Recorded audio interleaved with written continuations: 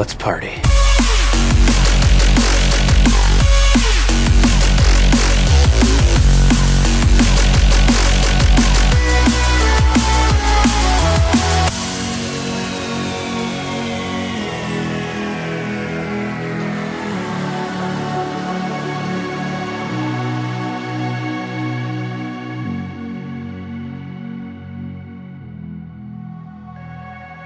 Hello, everybody, and welcome to another episode of Party Loaded, the Party Loaded podcast, where we talk about everything great in the world of video games for this week. Tonight's the 28th of October 2020.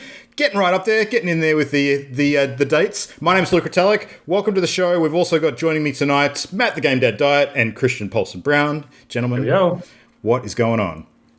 Actually, before we get any further, I think we should probably recognise that somebody had a birthday between last episode and today. Yeah. Happy birthday, man. Happy birthday. Thank you. You can see behind me one of my presents, the Lego International Space Station. Oh, sweet. I saw you sharing that. I didn't realize it was a birthday gift. That's really cool. Yeah. So here's a fun thing. I actually got, when I was traveling in the United States, I actually got a membership for Lego. Mm-hmm. And they actually give you a card and everything. And I got an email just recently, because I used to order Lego all the time. And they're like, you've got 5,000 points worth of Lego points to spend, and it's going to expire in by the end of this year if you don't go and buy something. And I ended out the other day, spending 2 hours looking through Lego sets and being like, what would I like to get? And it was the one that I kind of ended up sitting on and going, It's a gorgeous looking set. It's great. I love it. I've got one severe regret this year with regards to Lego, and it's made even worse by the fact that my boss ended up getting one to spite me. The Lego retro NES console. I super wanted to get one of those. That was just the most amazing kit, and I feel dirty about missing out on that. I got the space station. You can't see, but up here I've got the Lego Curiosity rover as well, the Mars rover. And then I was like, what other NASA kits do they have? And I saw they have the Saturn V rocket, and I was like, how much is that? And it's like $400, and it's like gigantic. And I'm like, I'll pass on the Saturn V.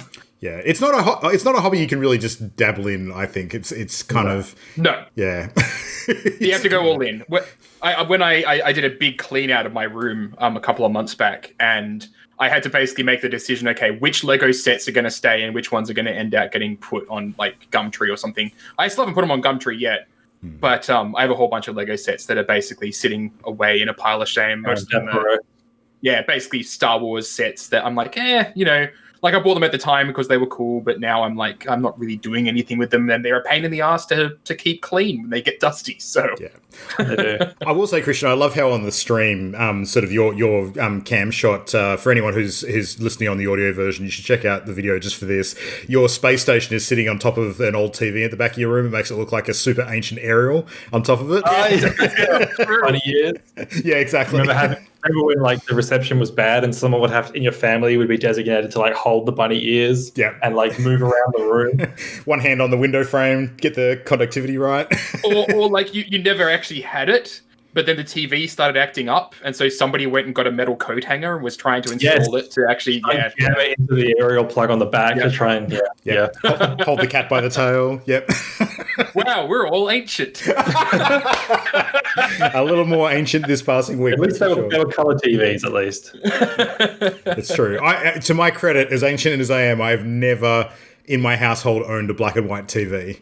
So that's good. Yeah. All sepia, yes, but not black and white. Anyway, so we've got other stuff to talk about tonight. So getting into some recent gaming discussion, Matt, I thought it might be fun to kick off with you tonight because you're probably the closest approximation to Halloween gaming that we've got in terms of what I know you've played this week. So let me preface my talking tonight with I fucking hate horror games. I hate horror games. I'm terrible with horror games. Years ago, I had told myself, okay, I'm going to get Alien Isolation, and I'm going to play Alien Isolation, and I'm going to prove to myself that I can play horror games. And I think I have 2 hours of playtime in Alien Isolation, and I never went back. That is, to be fair, spoken highly of in terms of the horror elements that would get people jumping out of their seats. That's a high-rated game. Yeah. So the past week, I've played a psychological horror and actual horror. I'm going to start off with the psychological horror first, because it's like I can say it was one and done. You know, I played it, I finished it. I actually slammed it out in just one night because I was thoroughly enjoying it. And that's called the Signifier.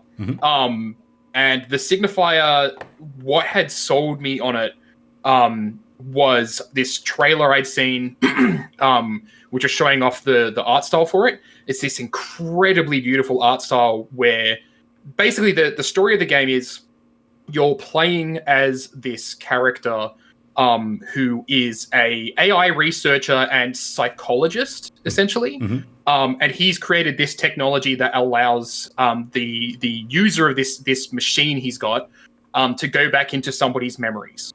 You can actually go back into their memories of their past and see what they saw. But there's two different kinds of memories. There's objective memory, which is basically like the actual events that they experienced through their eyes. And then there's subjective memory, which is basically the events, but with the emotions attached to that event, warping their perspective of reality, essentially. And so the way the Signifier plays is essentially you're going back, the story follows this guy going into this person's memories, and he's doing it because they were murdered. So they've turned up dead. Or not murdered, they're dead. They've turned up dead, and they were like this big vice chair of this organization that's all about AI research. So it's very, very public figure. This is sounding just a tiny bit like The Evil Within at the moment. Little bit. Remember Me. If anyone remembers, Remember Me. Yeah. If anyone remembers me. So you end out going into her memories, and you're in her apartment on the night that she is killed, and you have to basically walk around her apartment through her objective memory of the apartment, and you find her. You find that she smashed windows and everything, but for whatever reason, in the hours directly before she's dead, you can't actually retrieve any objective memories, which is weird. And so you end up swapping to the subjective memories instead. And it seems to suggest she was either drunk or she was high on painkillers or something was going on that was basically distorting her objective memory. And you managed to actually work your way through her subjective memory, where it's really freaking messed up space. The trailer that Luke had shown earlier, you could actually see like this bed surrounded by cobwebs and spiders and shit. And it's kind of like this subjective hinting that maybe she was feeling trapped in this moment in time. A lot of stress. You could hear like banging on the door, like somebody was trying to get in. You could see like there was this photo on this stool of a dog that would follow you around as you were exploring her subjective memory. Really just weird shit.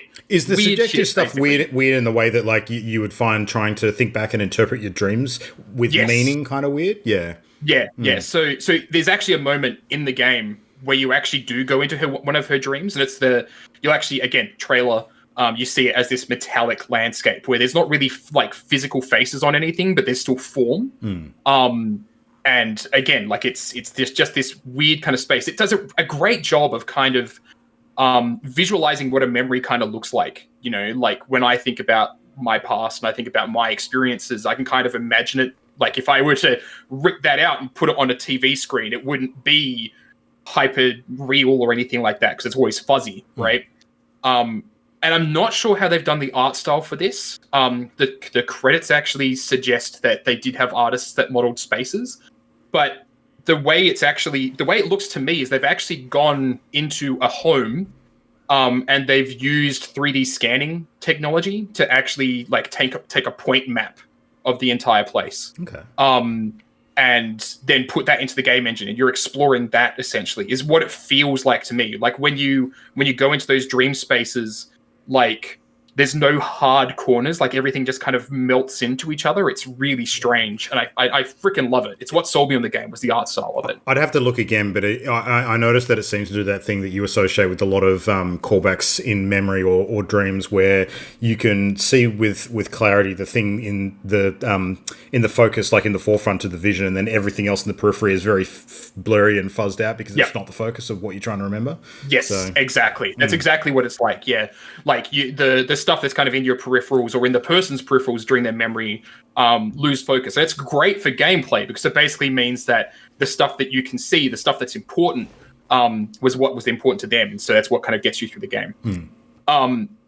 And I was expecting like a fun, interesting story about, going to people's dreams to solve crimes. And it turned out to be a psychological horror with artificial intelligence as a major kind of underlying story element to the whole game. Because it's an artificial intelligence that's generating out all the visual spaces. There's a whole lot of talk about their research and how the AI actually takes memories and creates a visual of them.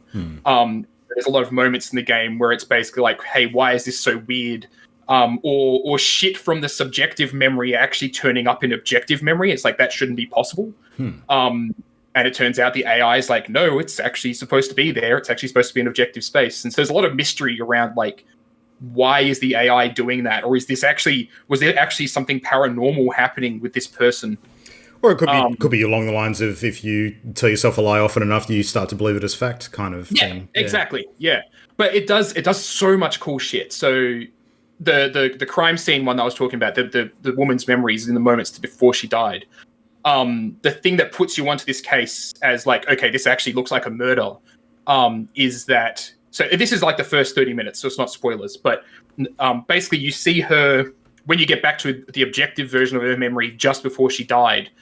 You can see her on her bed. She's got like a bottle of pills in her hand, but there's a floating hand next to her bed. So it kind of indicates there was somebody else there with her at the time that she died. But you can't tell anything else about their figure. Like, it's just kind of this floating hand. And it sets you off on this whole big investigation, believing that it's a murder. I won't spoil how it ends. The game on the way through is just like, it's so visually stylistic. I love it. The story is mega fascinating. Like, they do a ton of world building. There's like newspaper articles and podcasts that you can actually listen to that are like in universe. So it's all this awesome world building stuff. And then this thing happens and you get to make two very important decisions. And then the credits roll. And it's just like, what? Wait a second. That's the game.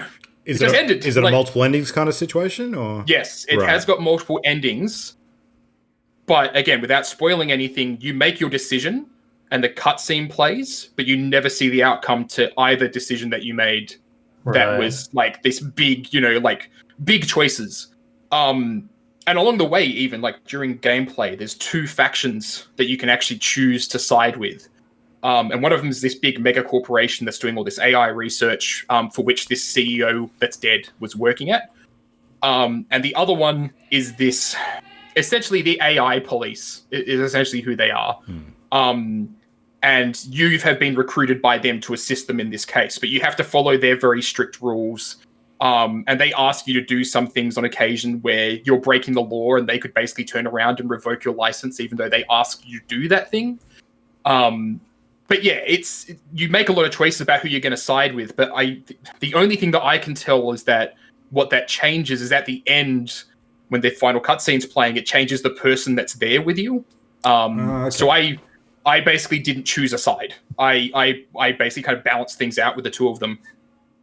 Because I was like, okay, well, the AI police, not that great. Gigantic megacorp, don't trust them, So I was like, I'm just going to do my own thing. I'm going to work with them as much as, I need to.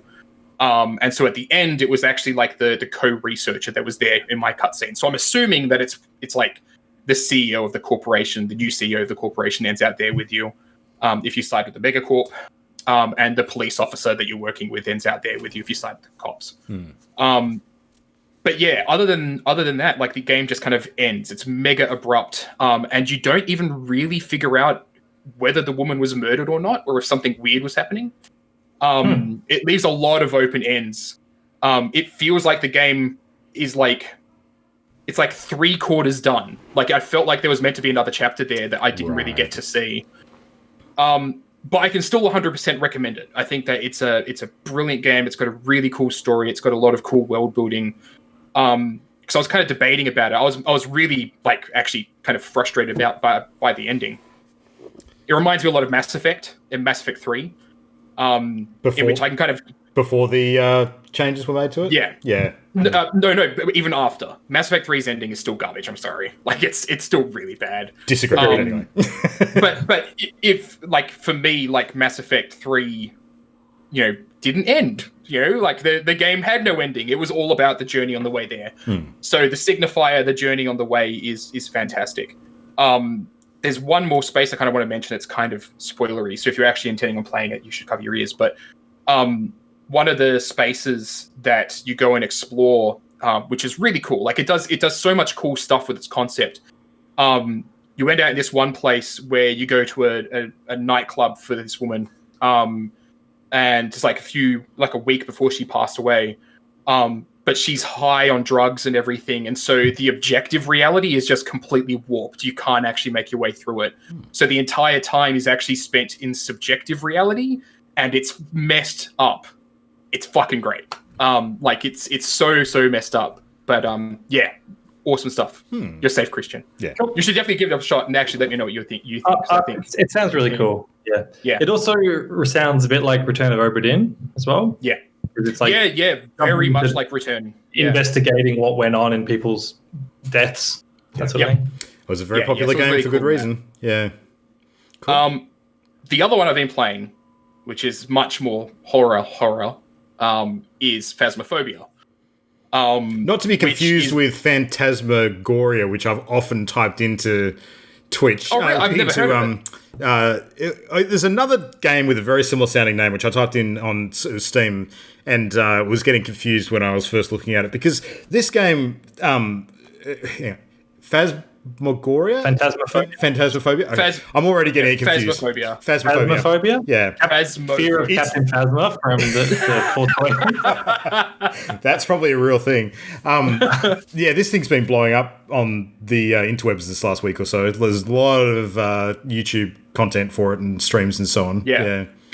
So I got mega interested in it because I had seen some of the YouTubers that I watched, they started playing it, and I'd watched a video of it, and I'm like, are they actually talking to the ghost? Like, what the fuck? Like, how is that working? It turns out the game actually uses Microsoft Cortana for voice recognition to actually run the ghosts. Yeah. Holy shit. So basically, so let me set the stage for you, right? The way that Phasmophobia works is, those really fucking stupid ghost hunter shows. Yeah. You're a group of those ghost hunters. I've heard of this game. There's a new Simon Pegg Nick Frost movie that I keep on getting the trailer for on YouTube, like constantly over the last week or so, which is like a ghost hunter type parody. Yeah. Yep. So very aware. So that's what the game is that you're a group of ghost hunters. You're going into houses where you've heard reportings of some sort of ghost, and you go in there. And you're basically using tools like EMF readers and temperature gauges and shit like that to try and figure out where the ghost is haunting, figure out what type of ghost it is, and then report back and earn basically American minimum wage for risking your life in the haunted house. And it's multiplayer. Like that's probably the only reason that I've actually found myself having so much fun playing it. Is the fact that it's multiplayer, because then all its horror elements turn to comedy. It just does so much like really cool stuff. So the AI thing that I was talking about, where you can actually talk to the ghost, you can get like a spirit box, which is basically like a radio that's automatically cycling through different radio channels. And the way it's supposed to work in actual ghost hunting is that you can make out voices, because the ghosts can manipulate the channels and actually form words through it. So you can walk around with a spirit box and be speaking to it. You can actually say, like, what is your name? What do you want? Where are you? And the ghost will actually respond if it's the kind of ghost that can speak through a spirit box. You have objectives to like go take photos of the ghost, or that sort of thing. And it's basically like you're finding the heart of where the ghost is haunting. It's usually like a single room in a house. Unlike ghost shows, though, the ghost can actually take form and fucking kill you. Right. Yeah, it very much did look like there was some grisly ways to end in this game. Yeah. Yeah. So you'll be walking around, and the ghost will appear, and start chasing you, or just like it'll kind of just take form, and it's not hunting yet, so you can just like snap photos, that sort of thing. But the best part of the game, honestly, is when you actually play it the way it's intended to be played, which is that you use the in-game voice chat, because you have local audio, which is basically, within a certain range, you can hear your friends talking. It actually uses the space. So if you're in a gigantic, open, empty room, your voices echo, which really adds to the intensity of it. And you also have a radio, so you can actually talk over the radio. But the cool part and the hilarious part about the radio is that when the ghost is hunting, your radio stops working. So you can be out in the truck that you arrive in to do all your ghost hunting from, and be in the process of talking to your team members, and then have a team member on the other side go, wait a second, my flashlight's blinking.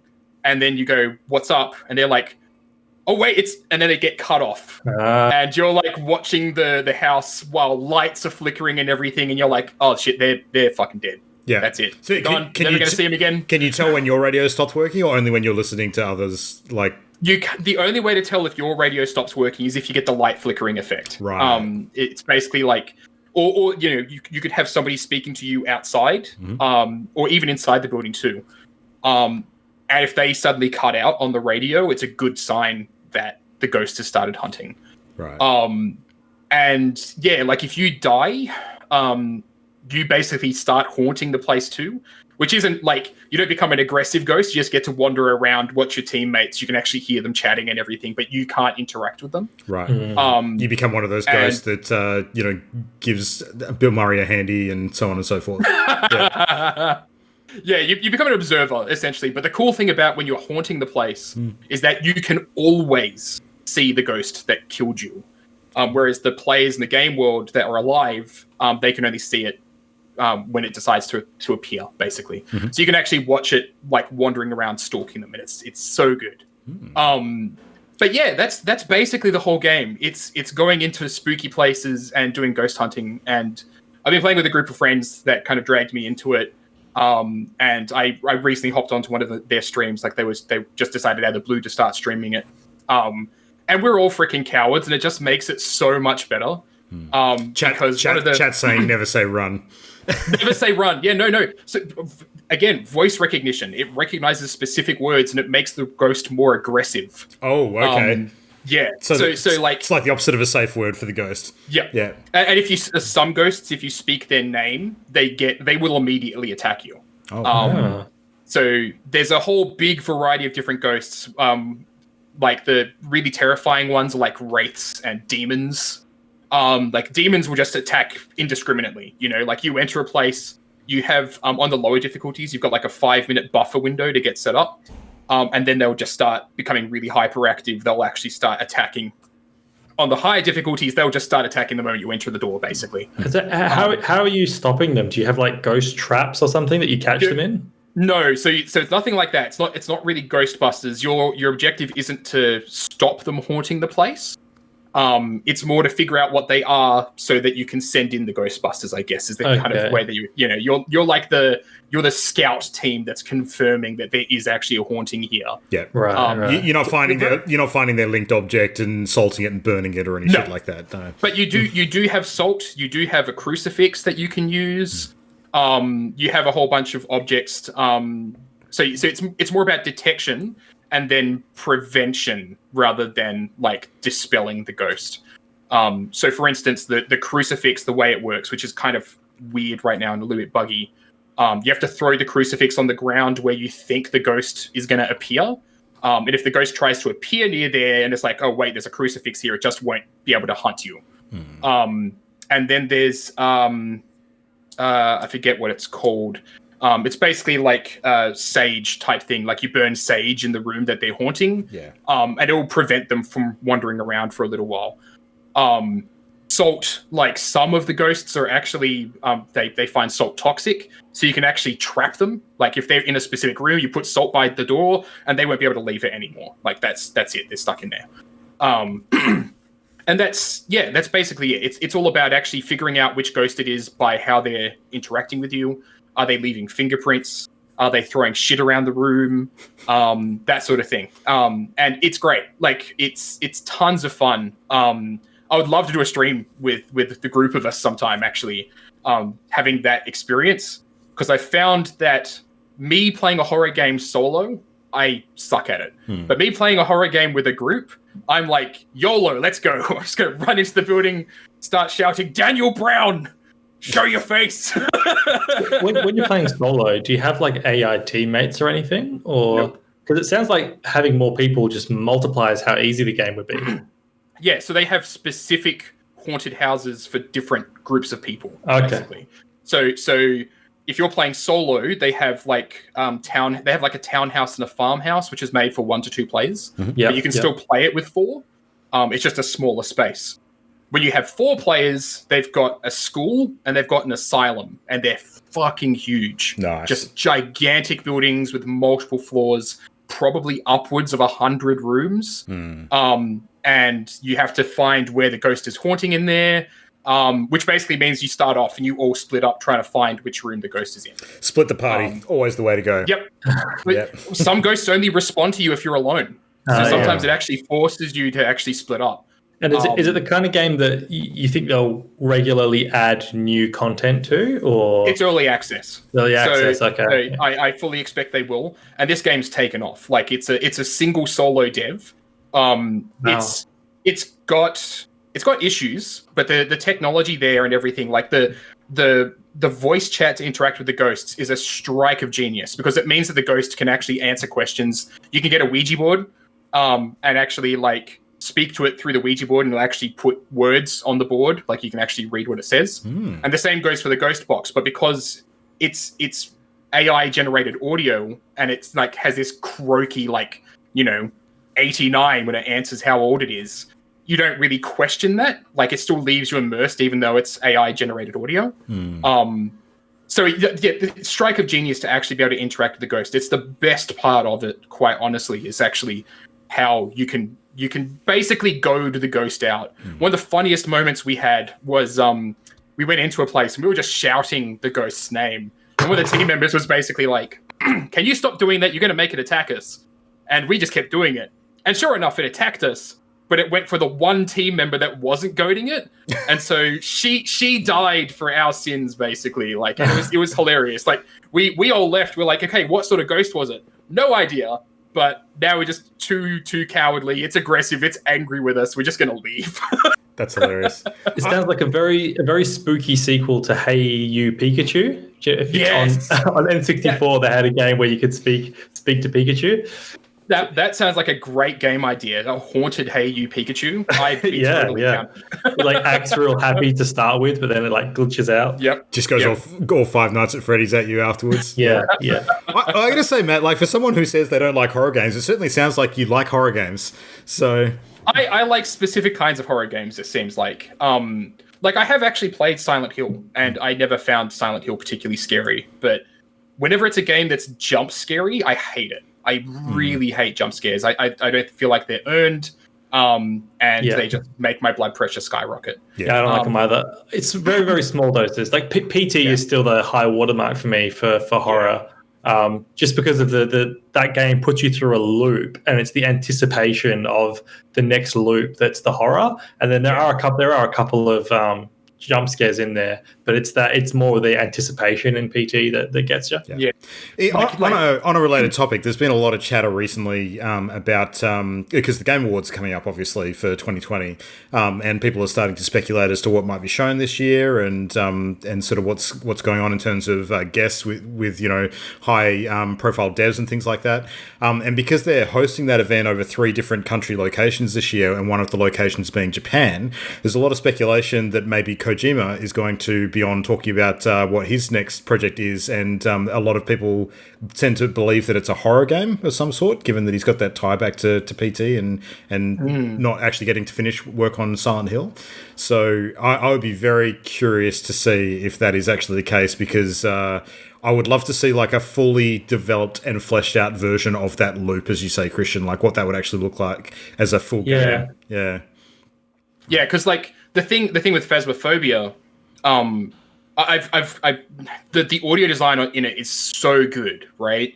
The best way that I can describe it, like when you're outside before you walk into the house, it sounds like a normal space, but the moment you get in the house, there's this pressure, like the sound of like it's so hard to describe. It's like this static or like an air conditioner running or that sort of thing, like something that's just like adding real pressure to the space, and it immediately puts you on edge. And so it kind of feels like it's always got you prepared for a jump scare. Like it's always putting that pressure on you that as long as you're in this place and it's pitch black and your lights are flickering and that sort of thing, you're prepared to be scared, right? And so it feels like whenever the ghost just suddenly appears in front of you and starts making these horrible clicking or groaning noises, and I freaking hate them, it's not actually shocking because you were fully expecting that to happen at any point in time.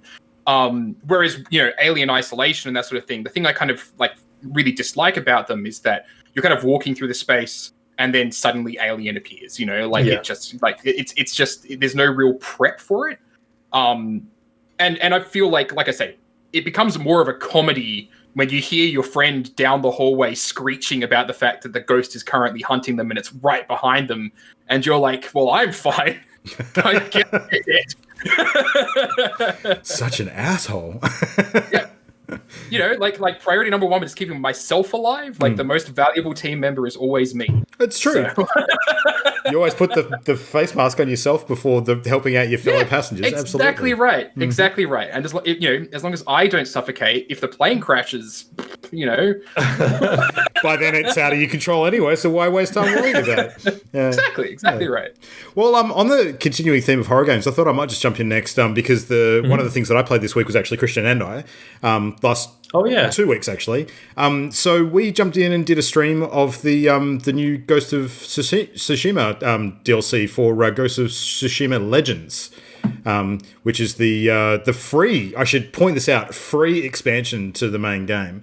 So they put out patch 1.1, I think they're calling it, where they added New Game Plus to Ghost and a bunch of quality of life sort of upgrades to the main game itself, which is really, really good. But then they added this additional game mode, which I got to say, like we played a bunch of it that night, and by the end of it, I was shocked that it was not paid DLC. I think that they could have easily charged for this thing. The fact that it was free was very impressive. I think they could have charged for it, but then that would immediately run into the problem of if not the people buy it, the matchmaking would be screwy. Yeah, that's true. Like, 'cause I have a feeling that the people buying it wouldn't be a huge percentage of players. So I don't think it was the wrong decision by any stretch, but I just thought it was a very interesting one. So I'm just going to pull up some footage of our stream now just to get a bit of a feel for this thing. So aesthetically, it was super, super pleasing, but a very different look to the main campaign. So it was kind of like a Japanese sort of horror kind of take on Ghost of Tsushima. It doesn't use any of the name characters from the main game. The idea is that you're basically going in and exploring like a mythological take on the history of the ghost in terms of Japanese culture, where the ghost is not seen as a single figure; it's seen as like a unit of different spirits that have kind of done these legendary actions and have been forever sort of captured in history. But where instead of the Mongol army that they're up against, it's supernatural entities that they're kind of battling.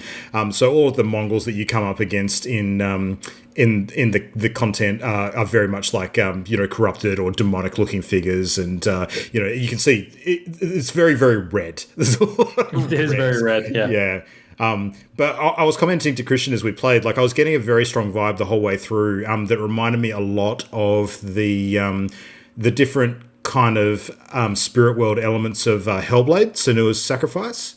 Senua's Sacrifice, yeah. Like visually, it very much kind of felt like that stuff. And it, like artistically, it was brilliant. Like, blood and gore and sort of entrails on the ground. Like there were floating hearts in the air and all sorts of sort of spectral weirdness. It was just super cool. So, And we had different character types to choose from, which were a bit different to the main game as well. So you had 4 different classes you could pick, which were kind of, specialized versions of what you play in the main game. They're mostly the same abilities. Like, you can do all the same regular stuff. Like, you can sword fight, you can assassinate people, you can use a bow for ranged attacks and that kind of thing. But different classes had like a class ability and like a super ability, which kind of played off each of those themes. So Christian dived in as the Ronin first, which was kind of like the beast handler and healer class with the abilities, and I jumped in as the assassin. So I had like a super that basically allowed me to rapidly like kill a whole bunch of dudes in quick succession in front of me, which was kind of cool. So I don't know, Christian, what else would you say about it? What did you think? I'd say that because it has a whole loot system behind it as well, right? And so they kind of taken like Ghost of Tsushima and made it into like an online loot RPG, but without the depth that you'd expect from like if that was the main focus of the game, which is completely understandable because it's additional free DLC. So the loot system doesn't go very deep. Just enough to, I think, keep you interested for playing maybe 10 or so hours if you were so inclined. I don't think that it's got deep, like long legs as a mode, but again, because it is free, I think that that's perfectly fine. Like, it's not trying to pass itself off as a live service that you'd go, this is a failure as a live service because it doesn't sustain itself enough. Yeah, it does what it sets out to do as far as complexity goes, and doesn't promise any more than that. Yeah, I think that's true. It sounds like a fun experiment. Like, the developers had a fun time. It sounds like kind of how Fallout 76 should have been that for Fallout 4. Like Fallout 76. If it was a free thing that you got as part of having Fallout 4, it would have been totally acceptable, all the issues it had. Absolutely, yeah. Potentially. I think the other driver behind this one too is that they're actually putting a 4-player raid together, which requires your characters in this mode to actually be leveled up to a fairly high point to be able to experience the content effectively. 100 I read. Yeah, your key level needs to be 100. The way that the power level works is very similar to Destiny, where it's like the average of each of your pieces of gear gives you like a power level. So rather than your character having a level, it's based on your gear.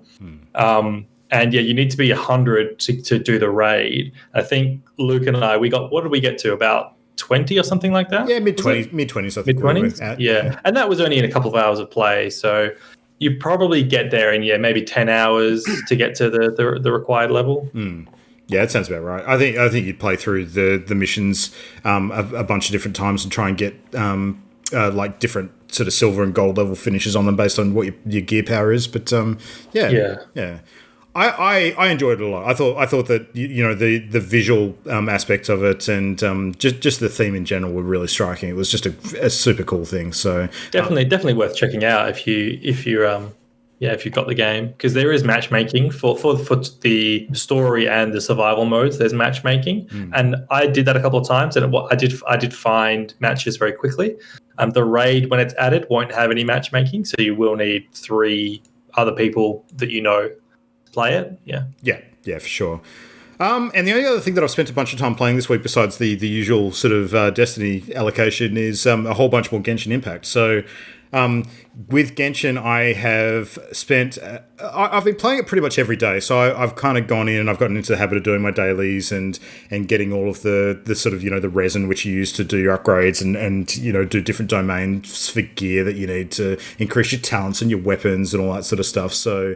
the loop that I've been playing has been really enjoyable. I'm at the point now where, the combat is starting to get a lot more challenging. Like, some of the stuff that you come up against, like super boss level enemies, like you can see this giant wolf on screen now.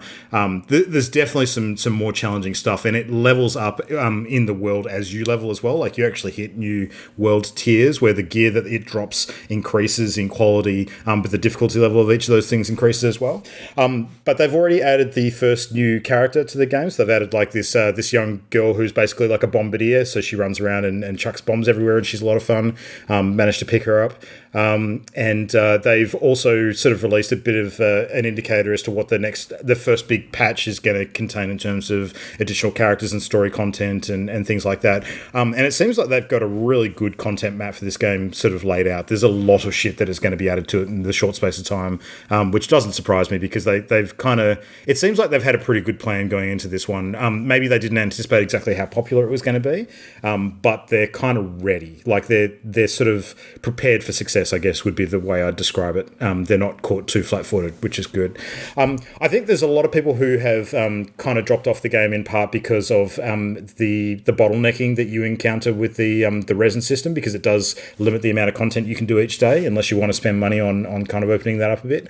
But I'll maintain that, like, I've still to date spent $0 on this game and had a wild time. Like, I'm probably at least 80 hours in at this point. And for a free game of this quality, that's pretty good. Like, you can't scoff at that. So I expect that I'll probably play a whole bunch less in a couple of weeks when the new Destiny expansion comes out, but it's scratching a pretty good itch until then, so I'm pretty satisfied. So it's good. Yeah. I ended up playing only till world level 15 before I just concluded it wasn't for me. Like, my opinion, I think, is pretty much the same as it was last week, which is it's a beautiful game. I think that it's got a fun combat system, but I can't stand how it constantly reminds me that it's a live service game. Even not saying it's egregious in its money grubbing, it's not. But I just don't enjoy games that are always reminding me that they're a live service game with having to do the wishes and getting the currencies and all the it feels like I'm playing systems rather than playing a game sometimes, but it's fine for what it is for people who like that. I will say, just to wrap up on it, the story content gets progressively better as you go as well. Like, I know that you'll never get to experience it without sort of seeking the time in which you won't. But some of the character development and the stuff that gets introduced from about the point that you stopped onwards is really excellent. That's surprising to me because the story stuff just seems so like cliche and, dare I say, like cringe. Like, I'm a big anime fan, but it's like so anime. Like, the characters are like insanely anime that I can't imagine that it turns into like a good gripping story when it's nothing. I'm not going to say that it's like not super anime and it's like God's gift to that not God of War. No, nothing like that. But I will say that what happens after that sort of opening saga, involving like the dragon and that kind of stuff, especially when you start spending time in the second main location, there's this really cool murder mystery subplot that opens up and a whole bunch of events linked to that, which starts to get into a lot more of the politics of the different nations. And I'm enjoying a lot of it because it's about exploring new areas and finding out about some of the machinations that are going on behind the scenes. And it's not obvious, like it's not sort of laid out in the same way that the opening saga is, where there's this dragon that's basically molesting a city, let's go and deal with it kind of thing. It's so much more involved than that straightforward kind of story. So yeah, a lot of it is kind of. It seems like it's almost like a wait till next episode in the next bit of content to find out what happens next in the story kind of stuff. So it is right. Intriguing in that respect. So yeah, I'm just imagining a scale now of like how much anime is too anime, because like some of my favorite anime is just stupidly anime. Yeah. Are we talking about just on a scale of just another high school anime to Gurren Lagann? Like, where is it sit on that kind of? I think scale? it's like that scale. That's a good scale. That scale starts at Studio Ghibli, because Studio Ghibli is like so many people's intro into anime, and because it feels like just a nice, lovely cartoon movie, right? I don't know. I'd say morning cartoons like your Dragon Ball and that kind of stuff is probably that goes up. That goes up. Really? Ghibli, yeah, for sure. Ghibli. And then you go to like the shonen anime, which is like your fighting anime, collecting anime, that sort of stuff. And then you go into like slice of life anime, like high school drama stuff. And then I think you go into like this sort of Genshin stuff, which is like waifus and moe and idols and like stockings and that sort of stuff. Yeah. And then top tier is just like high class porn, right? That's where we're looking. Well, hentai kind of covers all of those. Okay, cool. I'm just imagining like because I feel like I like Gurren Lagann as a top scale, that's as anime as I want to have anime get, and then past that you have Dragon Ball Z. Where it's just, right. It breaks Gurren the Lagann scale. is amazing. Gurren Lagann is so good. Fantastic series. Well, that's me anyway. Christian, what else you got to throw on? I played two things, both Fumito Ueda games. So I played Shadow of Colossus Remake, and I've been playing The Last Guardian. So Shadow of the Colossus Remake, I don't have much to say because I love that game. I know, Luke, you didn't like it so much. I really enjoyed it. I really did. There were a few things that caught me off guard, and I didn't.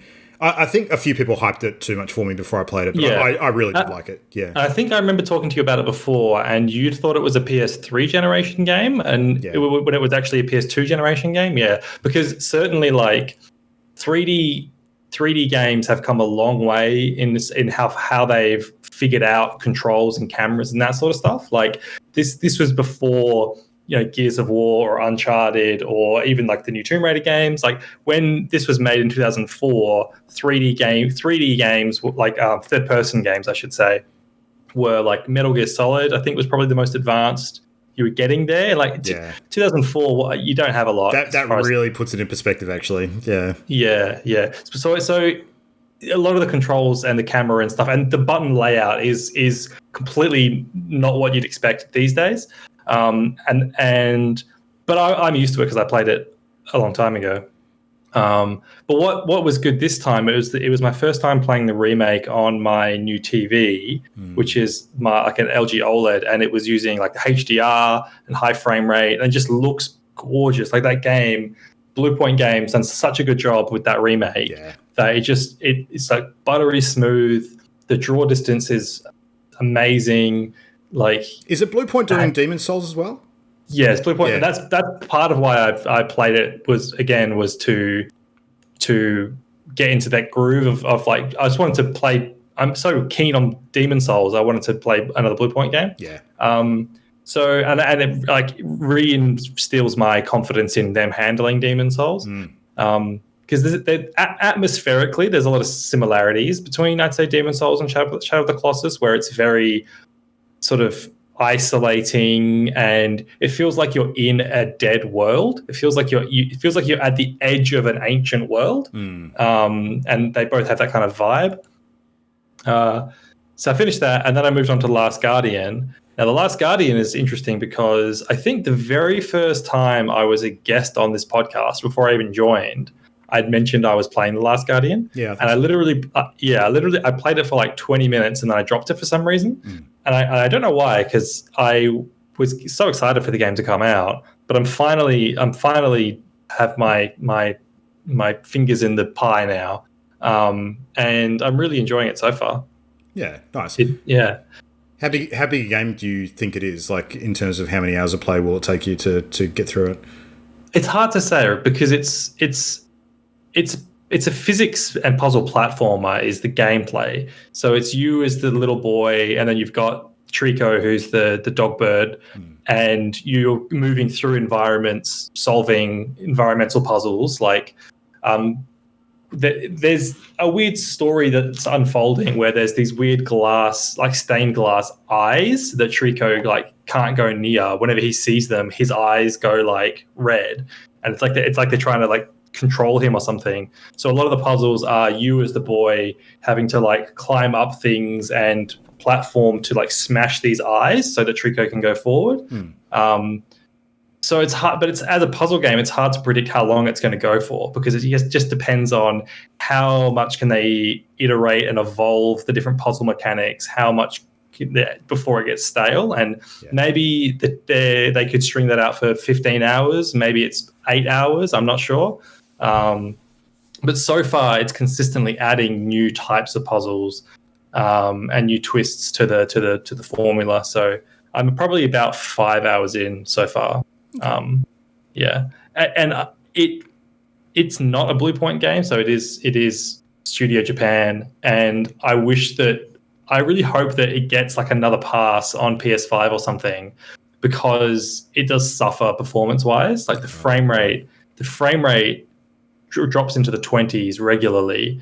Whenever Trico is on screen, it just tanks the frame rate, because he's just covered in, or they're just covered in like feathers all over the place. And I can tell that like the AI, or it must be crazy computationally complex, because Trico is like definitely the most natural seeming animal I've ever seen in a game. Like the way they move and like react to you and animate, it just feels so natural. And especially for such a big creature moving through spaces, I'm so shocked with, I've never seen it like clip awkwardly. I've never seen it have like awkward pathing through an environment. Like it's always feels spot on as far as its sort of physical reality in that space. It's never felt like a video game companion.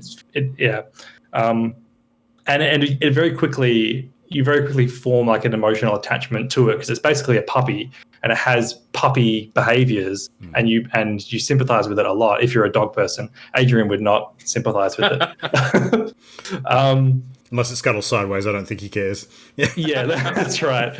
But if they did turn it into like a lizard thing, I'm sure the game would run a lot smoother, because it wouldn't have feathers all over it. Yeah, better scaling. The scaling. Yeah.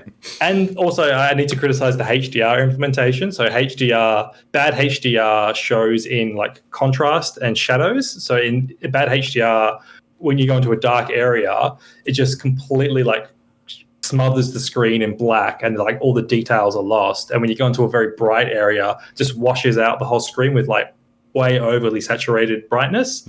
So there's something going wrong with the HDR to the point where I've actually had to turn it off. And I also was playing around with, because I've got a 4K TV, but if you force it into 1080p, then it will have a more stable frame rate. So I've turned off the HDR, and I'm playing it at a lower frame rate at a lower resolution than I should be, just to get a better experience. So I would love to see another remake or something of this, even though it's this generation game. I'm trying to keep track at the moment, because there's been lists going around of all of the PS4 games that are being optimized for PS5, and I'm sort of seeing what is and isn't sort of notable that's appearing on that. I did see this week that one of the big ones was God of War. Because not only is that being optimized for PS5, they've made extra effort to improve the way that it runs, as well as guarantee that complete integrity of your save files will transfer over as well, which is super cool, because we'll get onto this tonight, because we've got sort of some outstanding piles of shame to get onto as far as this console generation goes. That's sort of our main topic, but not one of my games per se, but one of my outstanding tasks that I've always been intending to do is to actually finally finish off the platinum for God of War, because I've got a couple of Valkyrie fights left to do and I haven't completed yet. And I've always been regretting not having done that, but now I'm actually considering whether I want to do that on PS5 instead, if it's being sort of optimized to run fantastically on that system. It'd be a really good litmus test for how good that work is actually going to play out. So Yeah, the PS5 optimization thing is interesting, because like different games fit into different categories there, right? Because you've got some games that say something like the frame rate is just locked in the game. Like that game, it's capped at 30, it locks at 30, because maybe the physics is tied to that, or maybe there's some other reason where the frame rate's not uncapped. So even if the PS5 has more potential, unless the team actually goes in and like reprograms the game to have a higher frame rate, it's not going to have any performance improvement. Then there are some games that do have maybe a performance mode, or just natively they have an uncapped frame rate, and then they should just, without any additional work, have a better performance on PS5. Yeah. So it's case by case on how that'll work. Yeah, just to respond to a couple of comments in chat, we're talking about specifically optimized games. Like there's a very, very short list of things that won't run at all backwards compatible on PS5, but it's more the companies that have actually gone and done the extra work to make things improve beyond what we'd expect just being a straight port over. So yeah. Yeah, interesting. So yeah, I think I'll report back next podcast on, I will have finished The Last Guardian by then, but so far I'm really liking it. Yeah. Yes. Last Guardian's one of those games where haven't had a drive to play it, but as a designer, it does really interesting stuff that, like, one of the biggest complaints about it is that the Guardian doesn't quite often actually follow your orders. And it's like the design, just like a puppy. Exactly. That's exactly like the design intent is that you're supposed to feel a little bit frustrated sometimes. It's like, hey, do this thing, but then it won't do it.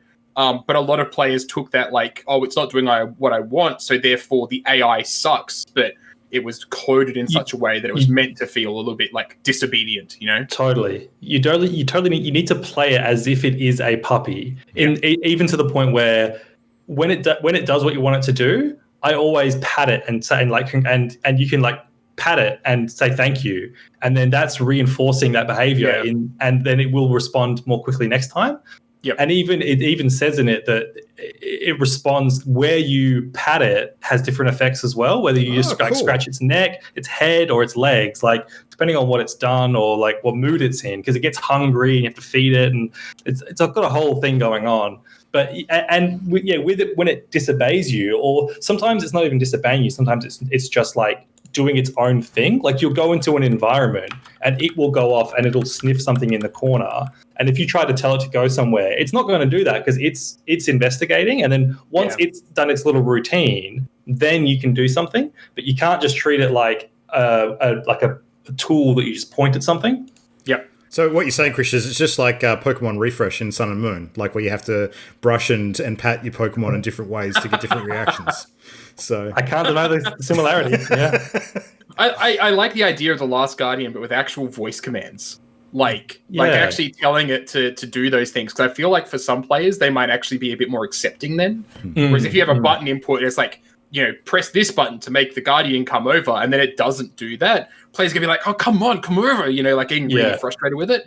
That would be cool too, because there's a progression in the game in as your bond with Trico develops, the ways you can interact with it develops. So to start with, you can't even call it over, and then you get the ability to call it over, but you still can't like point it in a direction. And then eventually you get the ability where you can tell it to go in a certain direction. So to have a next step where you could give it voice commands would be perfect.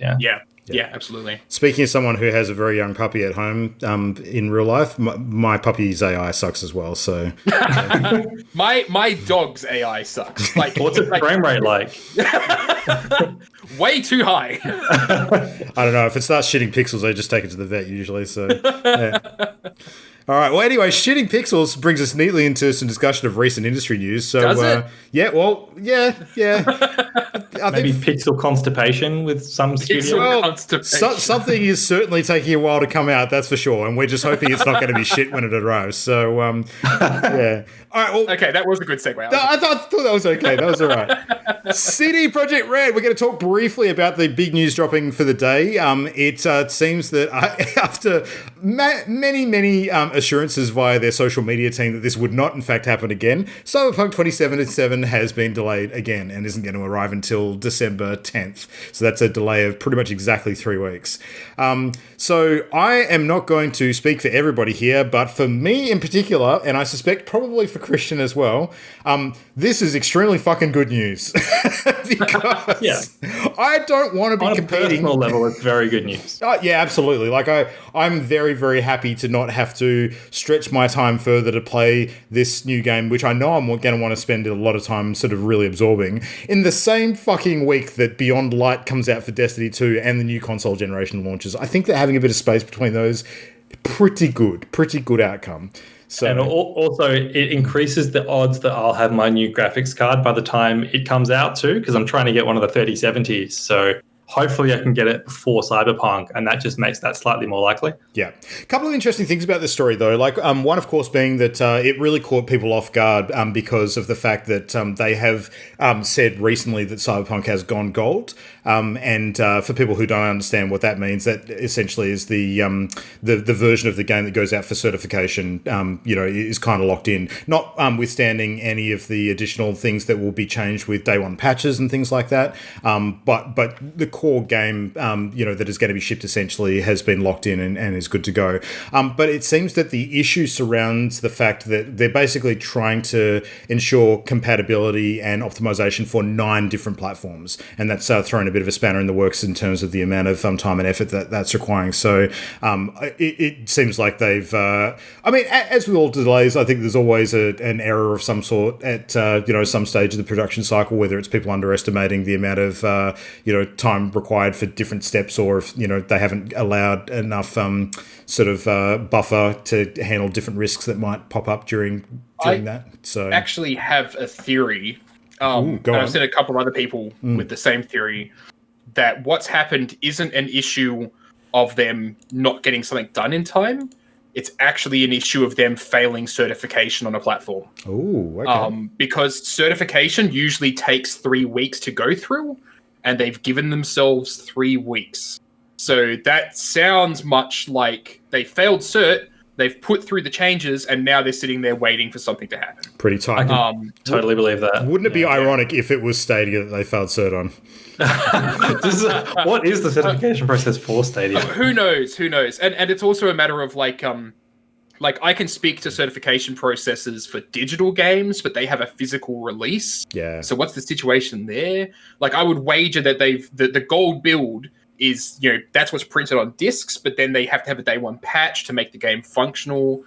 Certain platforms with their new consoles might actually be much more strict, and so maybe they failed cert on a new platform. Who knows? But I feel like that's actually kind of likely, given how close to release it was. Yeah. That they had to go and say, yeah, we have to push back. There has been some reporting coming out today that apparently a number of people in the dev team were caught unaware by the announcement that it had been pushed back. Yeah, I wouldn't be surprised. Yeah. They are very bad at communicating with their team that this shit's happening. Yeah, and especially their social media team. They're really having to bear the brunt of it at the moment, particularly after some of the stuff that they had pushed out before about guaranteeing no more delays. And there was one particular comment where someone was sort of saying, before I go and book my leave to play this game, can you please confirm that there will be no more delays? And immediately next tweet was, yes, you can lock it in. And then it's just like, this aged real badly. Within 24 hours, aged real badly. So, yeah.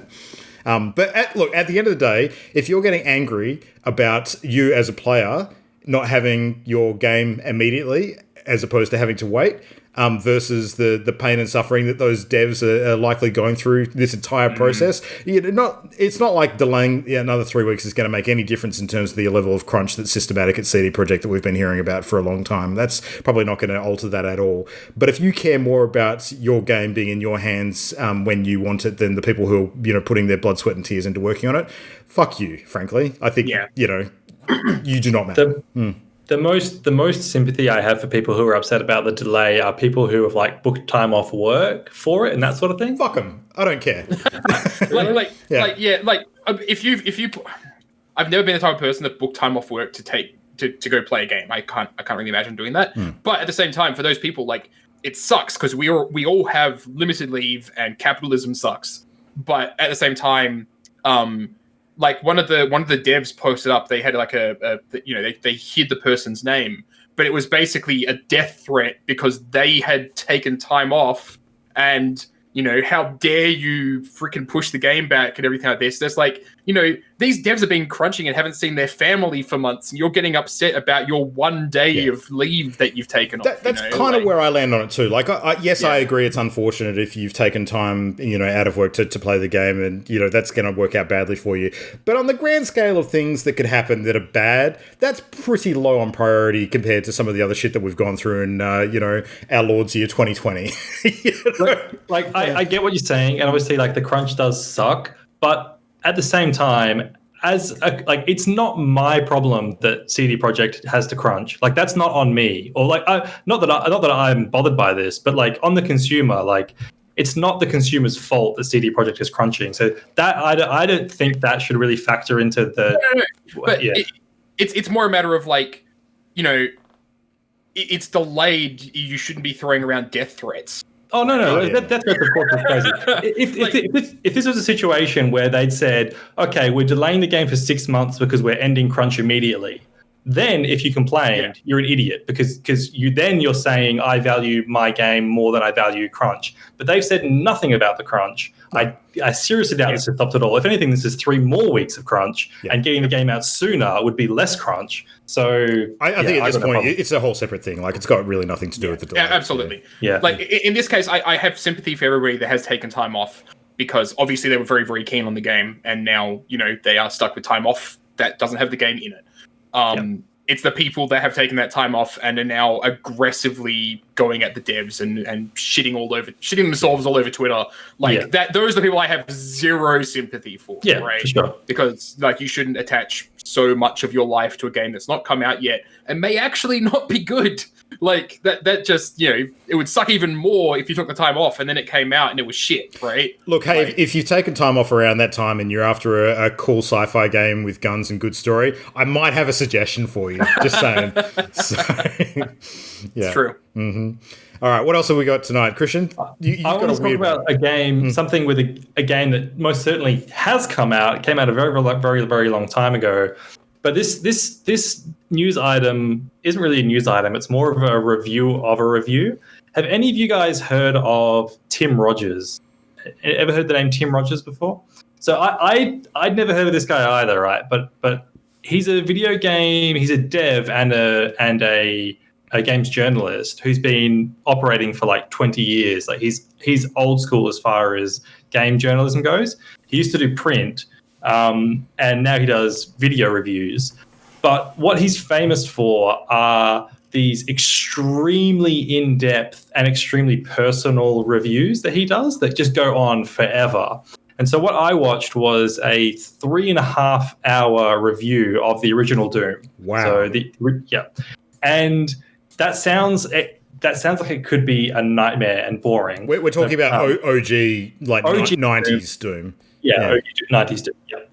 But there's something about the way this guy makes videos. He does it under a channel called Action Button Reviews, and it's just absolutely enthralling. And part of it is because Tim has a neurological disorder that's basically near perfect memory. So he's not one of these people who claims to have perfect memory, but he can catalog his life and relive. He talks about channeling mind states, which is where he can basically put his brain back into points that he lived in his past and kind of relive those same points again. And he does this a lot in his reviews where he jumps to different points in his life, talking about when he was in high school and he was a loner and these kids tried to sit with him at lunch and he never talked to them, but they were there to stop him being bullied, and he would just listen to them talk about what they were into, and they would talk about Doom, and he would just listen to them, and he tells his personal story that he was in college, and then Doom was the hot thing when he was in college, and then he was a Doom poser, and he pretended to have played Doom to fit in, and he has funny stories about navigating his way around having to pretend to have played Doom, and then as far as actually how in depth he goes into playing Doom, he played, for this review specifically, he played every single official version of Doom that's ever been released, including the pregnancy test one. That's not an official version of Doom. He does talk about that, but he played PC. Obviously, he played the SNES version, PlayStation, Atari Jaguar, Sega Saturn, the Switch, the Super Nintendo, 3DO. He played every version of Doom. And then on the core PC Doom, he played every difficulty, and he played Ultra Violence 8 times. And he watched the Doom movies. He played... So Doom's famous for the WODs, the user-created levels. He played the top user-created level from every year since Doom was released. Wow. He played all of John Romero's other games. So he played Daikatana, Quake. He just basically he keeps talking in the review about what does it mean to play Doom, and because of the influence that Doom's had on other genres and other games, he wanted to have as complete an experience of Doom as possible. So he wanted to live everything that's been connected to Doom. Did he play the more recent modern version? Yeah, he played Doom and Doom Eternal. Yeah. And it just, the depth that this review goes into and the personal stories that he tells and the anecdotes that he tells are just enthralling. He has a whole thing about like violence in video games, but not on like a societal level, but on like a personal level. Like, why does he find the violence in Doom entertaining? And like, where does that come from? And he talks about like the kind of ads that he watched as a kid, and he like replays mentally all these hours of TV that he watched as a kid, and like the kind of gross out humor, and like how it was like taboo to get like RoboCop when he was a kid and going to his friend's house, and like it goes places, man. Like 3.5 hours, and he only probably spends 45 minutes talking about Doom itself. The rest is like going off in all sorts of crazy directions. Wow. So if anyone has time to kill, check out Action Button Reviews Doom. It's crazy. That would have been a good title for it. Time to Kill. Time to Kill, yeah. One other thing he does too is, apparently I didn't know this, but EGM is notorious for giving the original Doom a 7 out of 10, which is seen as quite a low score. And then he reviews EGM's review of Doom. And he also, that same issue, they reviewed Ridge Racer, the original Ridge Racer, and they gave that an 8 out of 10. And that's a game that had one like racing track. And so he like does like a cross-examination of like why they gave Ridge Racer 8 out of 10 and Doom 7 out of 10. And like, it just, yeah, it was, I was not expecting to be this blown away by a review of Doom, but it's worth your time. Interesting. When you said Tim Rogers, it stuck in my head that I knew that name from somewhere, non-video game related. And I just realized what it is. Tim Rogers is actually the frontman for You Am I, the Australian rock band. Yeah. There you go. So, I mean, obviously fairly common name combination, but yeah. This whole review, I was sitting here trying to find it while you were talking about it, but it reminds me of a review that I had read way back. I think it was for Rogue Legacy, where the review basically, like, I believe Rogue Legacy is the game where basically it's following a family generation. You basically, every time you retry it, it's a new person that you're trying it with. Yeah. And the way that the review was written, it was fantastic. It was basically that you read the review, and it was basically following the story of their first character, and it was reviewing the game with that first experience. And then at the very end, you would click next, and the review would start over, like the game starts over, and it actually repeated through that with their experience on every single individual run, and kind of reviewing the game through this lens of going back and retrying and changing their strategy and that sort of thing.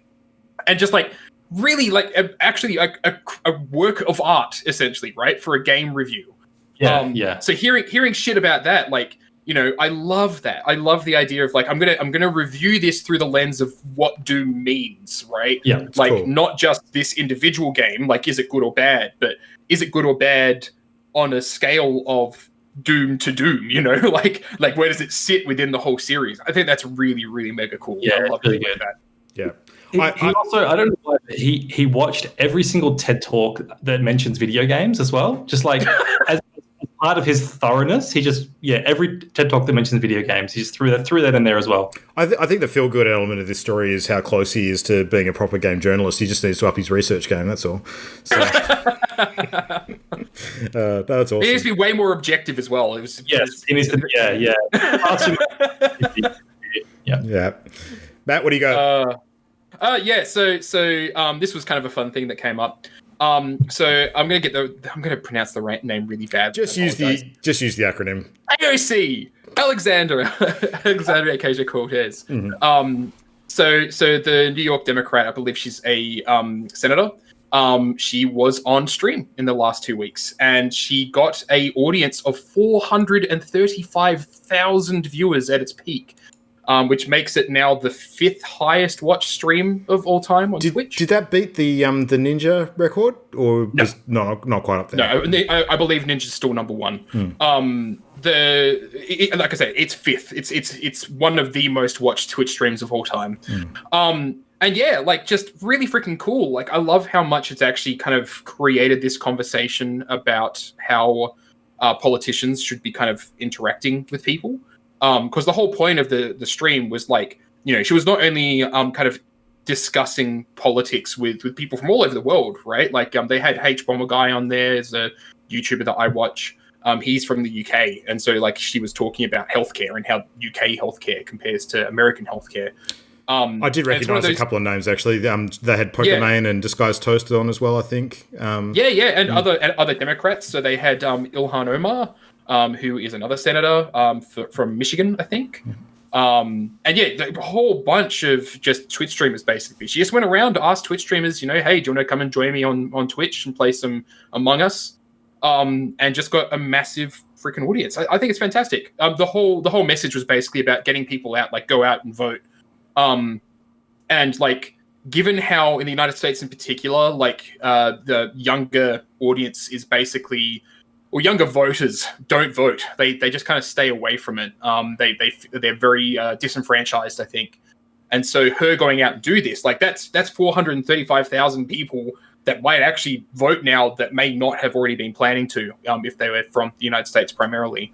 But yeah, I think it's just really quite cool, right? Like there's I personally really enjoy watching stuff where I can just kind of listen to people. Like I don't really watch the games. I just kind of listen to the people interact. And I watched some of the snippets of the AOC Twitch stream, and it's really mega amusing, right? Like a lot of it is just kind of seeing her relationship with other senators. Some of the best parts of it was when she was the imposter in Among Us.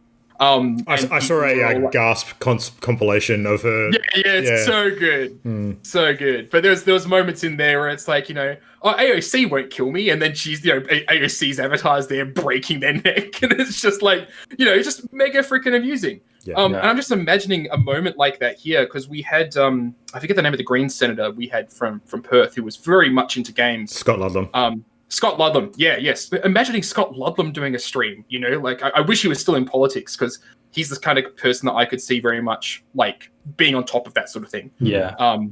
But yeah, no, really, really just cool stream. I love the idea behind it. It's very like new wave, new age, like for like younger generation for politics. It reminds me of like in the old days when politicians would present like a very traditional lifestyle, very traditional family structure, that sort of thing. So that they relate to the audience. We're like you. I'm married with 2 children, like you are. But now it's like I play games like you do. Not that that's not in a cynical way. She's obviously doing it genuinely. Yeah. But it's like that's what's drawing people to her now, like relating to people on a genuine level. I think it's really cool. You hit the nail on the head. Like, it makes a big difference if you can tell the person is faking it. But in AOC's case, like, she's got a history of talking about gaming on her Twitch channel, which she, on her Twitter feed, which she, uses for politics as well. Like, she, I think recently she was talking about some of her accomplishments in the latest Dota 2 season. So you can look back on that history and understand that she's not just doing this for the views or the votes for this one instance. It's part of who she is, which is really cool. Yeah, and it was entertaining. Because like conservatives hate her, like they hate her with a passion. Yeah, and I think it's funny that they probably would be criticizing her over this so much if they knew what the fuck it was. Yeah. But I feel like they don't even know how to approach it.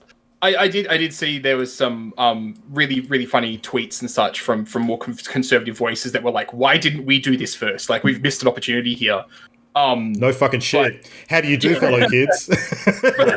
But like the really funny thing I kind of find with it is like, I sit here and I kind of try to imagine it in like, Australian politics. And it's like, imagining like Scott Ludlam is very easy to imagine on stream because he's kind of very similar personality to AOC. But imagining, like Scott Morrison trying to reach out to the kids, like I'm going to do a Twitch stream with Ninja, Have you guys seen Pauline Hanson's tweet about gamers? No, I haven't seen that. Let me quickly look it up. Gaming tweet. There was another one that I had seen recently where there was a Labour senator that went onto the floor and he was basically talking about the games industry. And he opened up his speech with, "I have been told that I am a noob," and I'm like, "Oh god, okay." So we're going back to the 80s here, Like, come on. I think what's so refreshing about AOC is, like, as you say, like, it was genuine. Like, they were playing games together, and then they had political conversations, and it felt like I was sitting there with a group of friends talking about politics while playing Among Us, even though I wasn't in the room with them. I just love that. Pauline Hanson's tweet from October 14th, 2016. Kids from the bush tell me their speeds are so bad they keep getting beaten by gamers from overseas. Unacceptable. I remember this. Yeah. I just think it's hilarious. Pauline Hanson. Keep getting beaten by kids from overseas. I'm sure it's the lag, guys. See, I think actually the thing that I like most about this thing with AOC is that she's young, like, in terms of politician ages, right? Like, most politicians are pretty much, like, the median's like 50 years old. And yeah, like, they probably wouldn't be as engaged with gaming. But seeing her on stream and everything like that, and how she acts, and, like, it's like, okay, like, maybe our next generation of politics won't be super messed up, right? Like, if we have people like that that are willing to engage and actually be really, really genuine with people, yeah, I love it. I thought it was a fantastic stream. I'm actually going to sit down later on and watch the full thing while I'm playing other games. Yeah, no, it was good. I enjoyed it a lot. It was very, very cool. Yeah. So speaking of enjoying things a lot, there's a few things that we have not enjoyed yet, which we need to talk about tonight, because we've got some unfinished business, gentlemen. So let's dive into tonight's main topic. Now, what I suggested that we have a chat about tonight, we've been talking about a lot of generation-themed topics lately, and I think we're kind of, to a certain extent, we're probably running out of things that we should be talking about as far as last gen goes. But this is one outstanding, important one that I think it's worthwhile for us to actually explore before. Next episode essentially is when we've got new consoles hitting. So this is going to kind of be our last chance to really address it. Now, episode will be like the evening before, right? I think it'll be. I think so. Yeah. It's a Thursday, so it's going to be like PS5 Eve. Pretty much. Yeah, so I don't know, maybe we'll come up with another generation-related topic for next. We'll see. Anyway, tonight, I want to talk about Generation of Shame. So this is more of a pile of shame discussion with regards to games that you have not yet played this generation. But importantly, we want to narrow it down to some of the big titles that you feel super bad about not having actually gotten to yet, despite the fact that you've had X number of years to do it, that you think actually kind of are defining games of this generation for you, at least. Like, you have like a drive internally to get to this thing because you feel that it actually plays a significant role in your experience of this last generation, and then for whatever reason you haven't played it. So I want to sort of challenge all of us to come up with like a top three and talk about why we feel that each of those titles is actually meaningful in terms of the last generation to us personally. Like, what is it that kind of makes us feel bad about having not played those particular games over others, kind of thing. So shall we? Let's go in turns and sort of just do like a bit of a round robin. So we'll do one at a time and continue cycling through. So I'm happy to kick us off tonight because I've been thinking about my three for quite some time. So now, Christian, you recently posted a couple of tweets about some best games of the generation that you'd enjoyed playing, and it really sunk home to me that one of them in particular is an outstanding for me, and I feel super bad for not having played it because given some of the things that I've experienced this year, I suspect it might actually end up in a pretty high top games list for me, with what I know I enjoy and what this game is. I have not yet played Nier Automata, and I regret having not yet played Nier Automata. So, yeah, and Christian, I know that you've played the shit out of Nier Automata because I know it's one of your platinums, probably one of your early ones if I understand correctly. Yeah. Yep. My understanding of why I think this game is such an important entry in the generation and why I think, for me in particular, I'd really vibe with it is because, number one, it's got something that I absolutely love and find pretty consistent in some of my most loved games of all time, and that's its OST is fucking awesome. I have listened to it and I know how good it is, but it takes on an entirely sort of new meaning when you experience it in context with the gameplay, and that's what I've missed out on doing. I think that the concept of the story, from what I understand at a pretty high level, is very interesting. And the split narrative in terms of how many different sort of story endings and sort of ways to experience the game over once you've completed the main through line really intrigues me. And I want to experience that. I think that's super cool.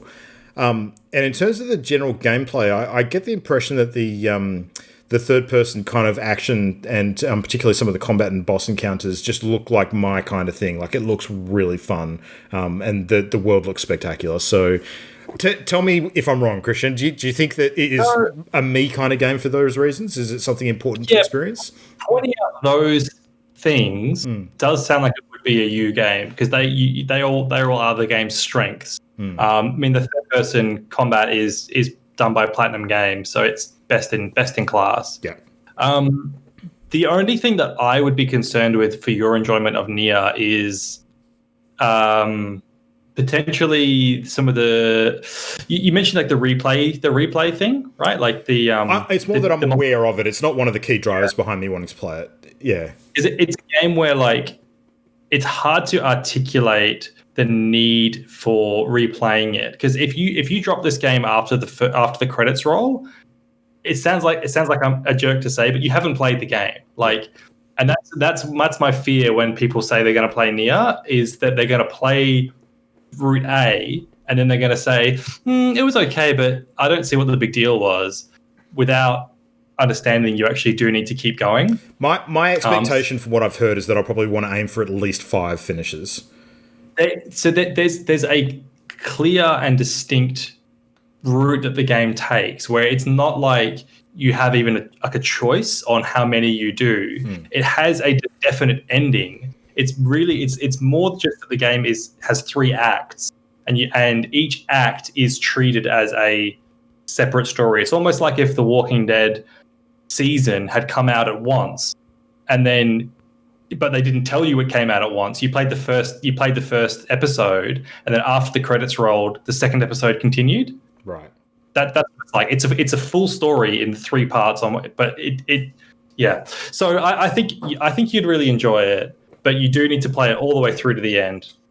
And it's not a game that you can save scum your way through to different endings at all, is it? You have to go through the whole lot. You have to go through the whole lot to get what matters. So I won't get into the nitty gritty, but the game does have like 20 different endings, but they're just kind of like joke throwaway endings, the vast majority of them, where the game suddenly end and then you reload. Like, for example, if there's a cutscene where you have to go and run and rescue somebody, if you just stand there and don't do that, the game will end and credits will roll, and it will say like ending J unlocked.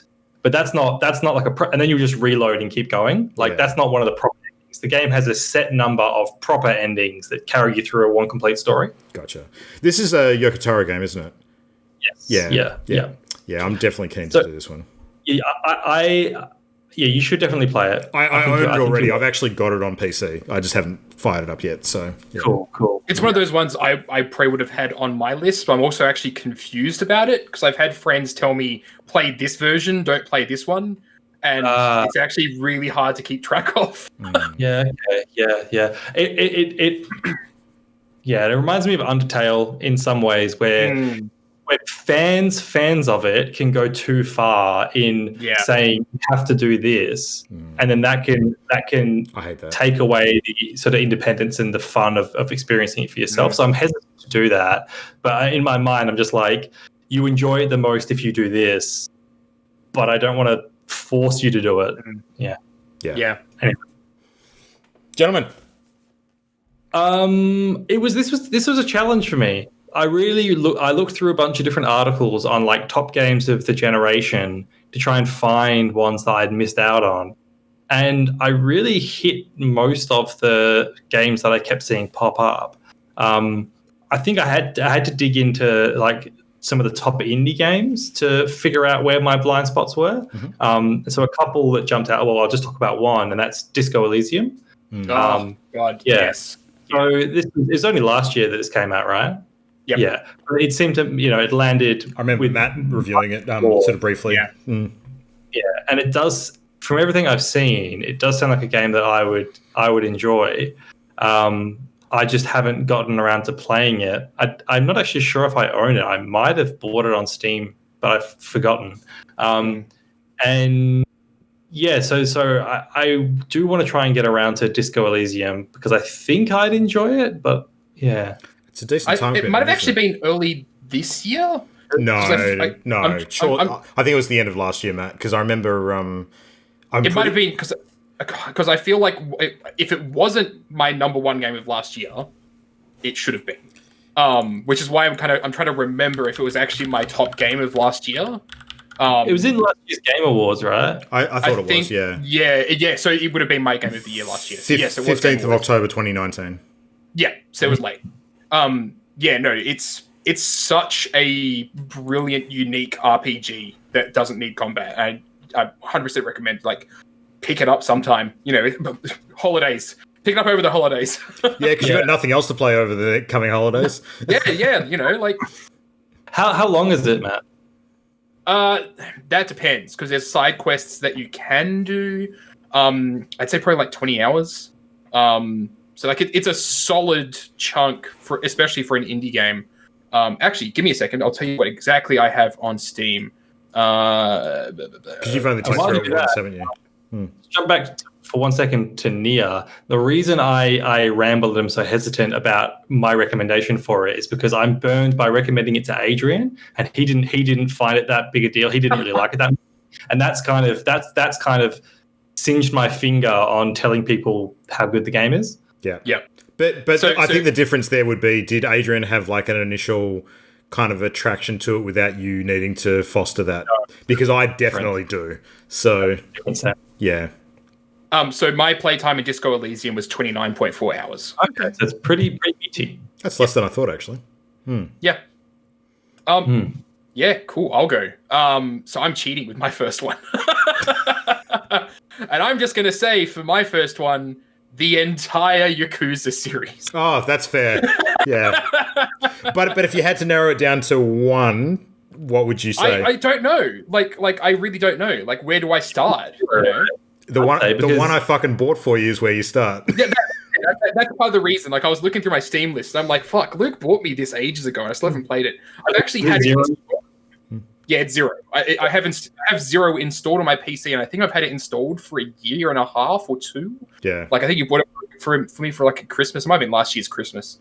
But yeah, no, the main reason why I feel guilty for not having played it is just the series amuses me, even though I've not put a single hour into any of it. I find it just immensely funny.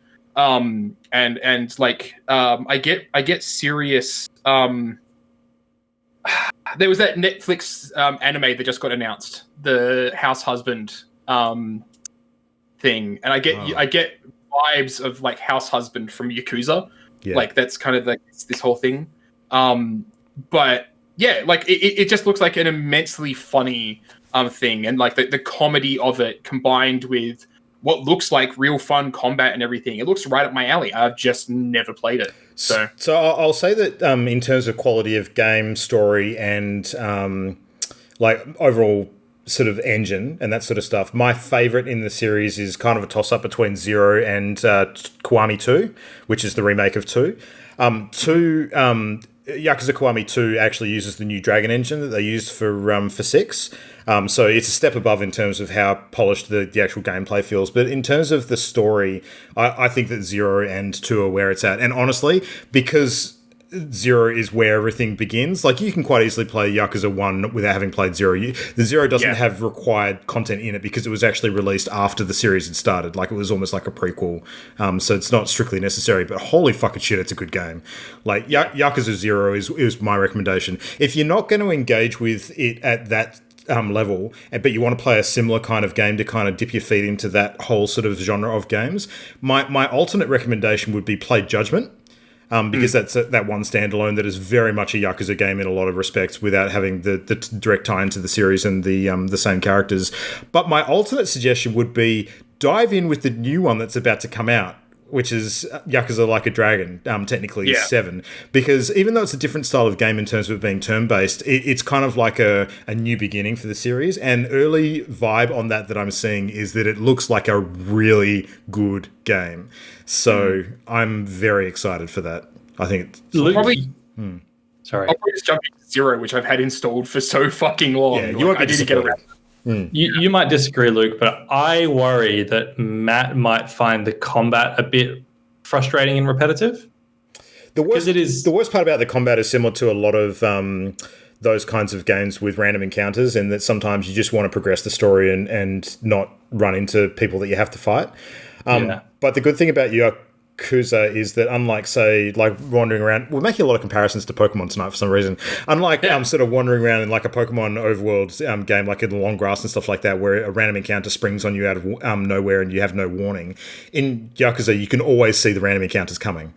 Because there's always like thugs on a street that sort of run towards you, and you can actively try and avoid them if you are quick enough. So there is that aspect to it. There's always incentive to not do that, because you do kind of progress. The more that you fight, you can sort of, gain experience and level up and that kind of stuff. But one of the things that I loved in particular about Zero is that their progression system for experience was literally cash. Like, you spend money to upgrade yourself. I can't remember if I think it might be Zero as well. Or maybe it's one. It's one of the early ones too, where there's actually a mechanic where you can use money to get out of random encounters. Like, you literally shower it in the air, and then the motherfucker's running after you. Stop to pick up the cash, and you can get out of there. So it's just a really fun mechanic that allows you to, for a cost. Yeah, it's in Zero. For a cost, you can actually sort of ignore those encounters, and it sort of plays into the weird wackiness of the game at the same time. So it's really fun. Yeah. See, like having a game that's got repetitive or random encounters, I'm not too worried about that, as long as I can deal with those repetitive random encounters in fun and interesting ways, right? Yeah. Like, it's why I never found Pokemon, like, I never found those random encounters repetitive or frustrating, because I had a gigantic amount of tools to deal with those problems. Yeah. Whereas when we're talking about I'm trying to remember the name of it. Hang on, I literally just had it installed recently. I still have Steam open. Where is it? Persona 4. The problem I kind of find with Persona 4 is that you have a tool set. And like the options you have there are not that big. And some enemies will just absolutely ignore anything you do unless it's that one very specific thing. As there's not really a strategy to it. It's just basically, it feels like whack-a-mole, except the whack-a-moles keep popping up. Yeah. So like, the only way I'm going to find out if it kind of fits that mold of what I kind of like about random encounters in games is just me playing it. Yeah. And if I bounce off of it, then, I haven't tried to sink my teeth into the entire series, so I won't feel too bad about that. One thing you'll learn very quickly about the Yakuza games too is that if you're in it for the weird shit and the funny sort of humorous aspects of the game, and not the super serious sort of Japanese mafia storyline, you got to play the side quests. You got to experience a bunch of the side quests, because the side content's where a lot of the wackiness is. Yeah. It's worth learning. I still have Persona 4 Golden installed, even though I kind of bounced off the combat. Like, for me, I love the story. So as long as I can kind of power through all that combat stuff, I'll still enjoy the game. So hell yeah. Nice. Well, back around to me again. I'm going to save my biggest one till last, because it's a pretty massive oversight that I really need to address. But in the meantime, the next one on my hit list of generational games of shame, it's kind of a double banger, but I'm going to pick this one in particular because it's one that I actually own. And you'll understand why it's kind of two games when I tell you what it is. It's the latest Assassin's Creed games. So Assassin's Creed Odyssey is the one that I've got. And Origin? And Origins by extension too, but I think one of the two I'm keen to sort of play as like an outstanding to do this generation. I probably... Odyssey seems like the one I will go to, even though I understand it's a much bigger commitment in terms of the amount of content that they've added ultimately. Seems like a lot, yeah. And I wouldn't necessarily want to play all of that. Like, I think the main game would be enough to sate my curiosity with this one, without doing all the additional fantastical stuff around Atlantis and all the shit that I've heard about. But I'm fascinated with this series in terms of how they've revitalized it with the last two entries. And I think that the feedback I've heard on the latest Assassin's Creed games is that, yes, they are very much that kind of formula, where, it's open world to a certain extent. You explore the map by, getting up to towers like, Far Cry style and all that sort of shit. Assassin's Creed. But the story elements, particularly with the way that they had the choice between the male and female protagonist in Odyssey, and a lot of the cool sort of aspects of history with the characters that you engage with, that really appeals to me, and I think it'd be quite fun. So, I regret not having played Odyssey. I really do. Yeah. I'm trying to recall, Christian, did you play Odyssey, or is it just me? Yeah. I played Odyssey and Origins. Yeah. Yeah. So I was almost going to cheat tonight, and I was going to have a list of 3 games that I haven't touched that I really wish I played, and then another list of 3 games that I had touched but I hadn't finished, and I felt guilty for not finishing them. And Odyssey was actually one of the games on my list of games that I've played but not finished, and I feel guilty for that. And literally, like, the best advice that I can give you, like, if you ever do actually pick up Odyssey, is just completely ignore the side quests. Don't try and 100% the game. Like, if you're like me and you have that instinct to go and 100% the game, ignore it, because it will make... It's a detriment. It is actively detrimental to the game, and it's really unfortunate because it's hard to tell a shitty side quest from the ones that actually involve really fascinating historical characters. And like, there's too much content. The game is just way too big. I've had that rant before about the size of games and everything. But, and honestly, that blows is probably the thing that scared me off from actually doing it. So it's a fair call. Yeah, because like Origins is one I've owned Origins for forever, and I've not actually played it at all. But I want to, because I've heard amazingly good things about it as well. Yeah, I'm on record as a Team Origins supporter. I like Origins more than Odyssey. Significantly, actually, both in terms of the historical stuff. I find the historical characters in Origins more interesting. That sort of Cleopatra, Julius Caesar era, and also the protagonist. I find him much more compelling, and the tone of the game in Origins is more somber and kind of down to earth. Like Odyssey is more adventurous. It's kind of like Hercules and Xena, not literally, but like in kind of spirit. You're on a Greek Odyssey, whereas Origins is more, bit more grounded, and that just appeals to me more. So I definitely liked Origins more. Yeah. In a perfect world, I'd get to play both of them, but I think that's pretty unlikely, so I might have to pick and choose in this case. Yeah. Unless you take a year off. Like, strangely, I'm actually a lot more jazzed about sort of digging into Odyssey than I am necessarily playing the new one when it comes out. Yeah. Snake farts. Fucking what? Did you not see the pre-game reviews and shit? Like, not reviews, the previews. A whole bunch of people were talking about, like, they started the game. There was articles all over the internet for it, about it for like a week, because one of the side quests that they put the reviewers into right at the start had you collecting snake eggs to give them to a woman who then farted while you were finishing up the quest. And it was just like, what the fuck is this game? like the tone of it is just completely bizarre, because you have main quests which are serious Viking shit, and then you're collecting snake eggs to make a woman have eggy farts. That's it's fucking super weird. I keep on thinking that it's called Assassin's Creed Ragnarok, and I know that's not true. It's Valhalla. Valhalla, that's it. Yeah. Interesting. All right. I'm up next, right? Mm-hmm. Yep.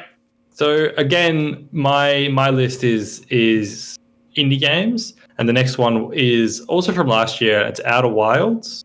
Yes. Yeah. Because you're basically going off my top 3 games of last year. Basically, yeah. I didn't think about that, but now that you mention it, I love space stuff as evidenced behind me. And I know this game has spacey things in it, physics things in it. And I've heard that this game has a good emotional core too, as well. And I like games that have like good emotional resonance. And it's also got like puzzles, right? It's all puzzle problem solving. I would go as far as to say it's kind of a roguelike. Oh yeah. I know the way that the loop thing works. Yeah, it's a run-based game. A little bit. It likes the random generation, but it does have the finish the game over multiple lives thing going on for sure. I'd say Majora's Mask is a better comparison. Yeah. So yeah, I'm pretty confident I will enjoy it, and I think it wasn't on Game Pass originally, but I think is it on Game Pass now? I think it was. It might still be. Okay, yeah. So I think if it is, then I might try and squeeze that in soon. Yeah. It's not a terribly expensive game, I don't think. Yeah. If it's on Game Pass, it's basically free. So. True that. Yeah.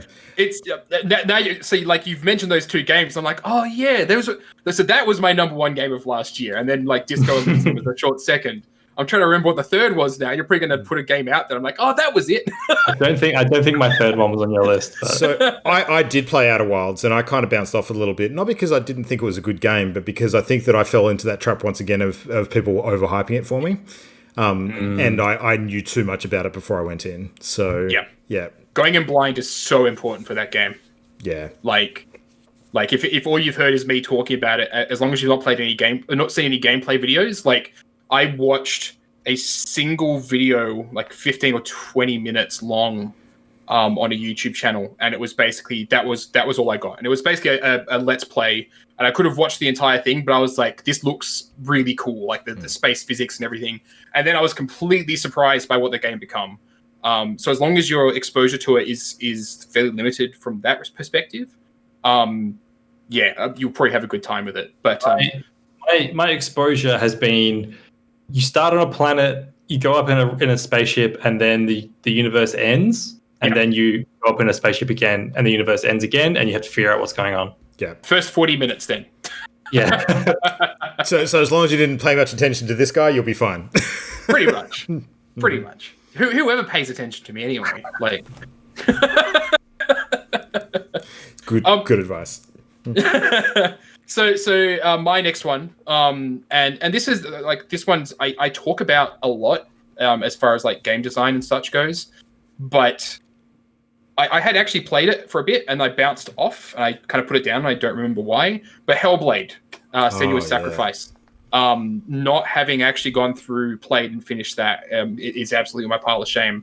And like, 'cause I love like the design of it, the message of it, the way that it communicates a message about mental health, the way it presents that message in a way that's relatable to people that are suffering without being triggering to people that are suffering. So much about that game. I could rant about it forever, and I haven't actually played it, not properly at least. So yeah, absolutely on my list of shame, and I need to get back to it one day. I actually sit down and play through it. Yeah, that game's a fucking masterpiece. It really is. I love that game. I only played it this year. I remember talking about it on the podcast maybe 6 months back, and yeah, I absolutely adore that game.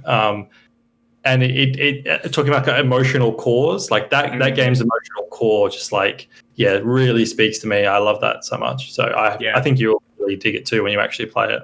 Yeah, I think it's only about 15 hours as well. It's shorter than that. Yeah. I'd say 8 to 10.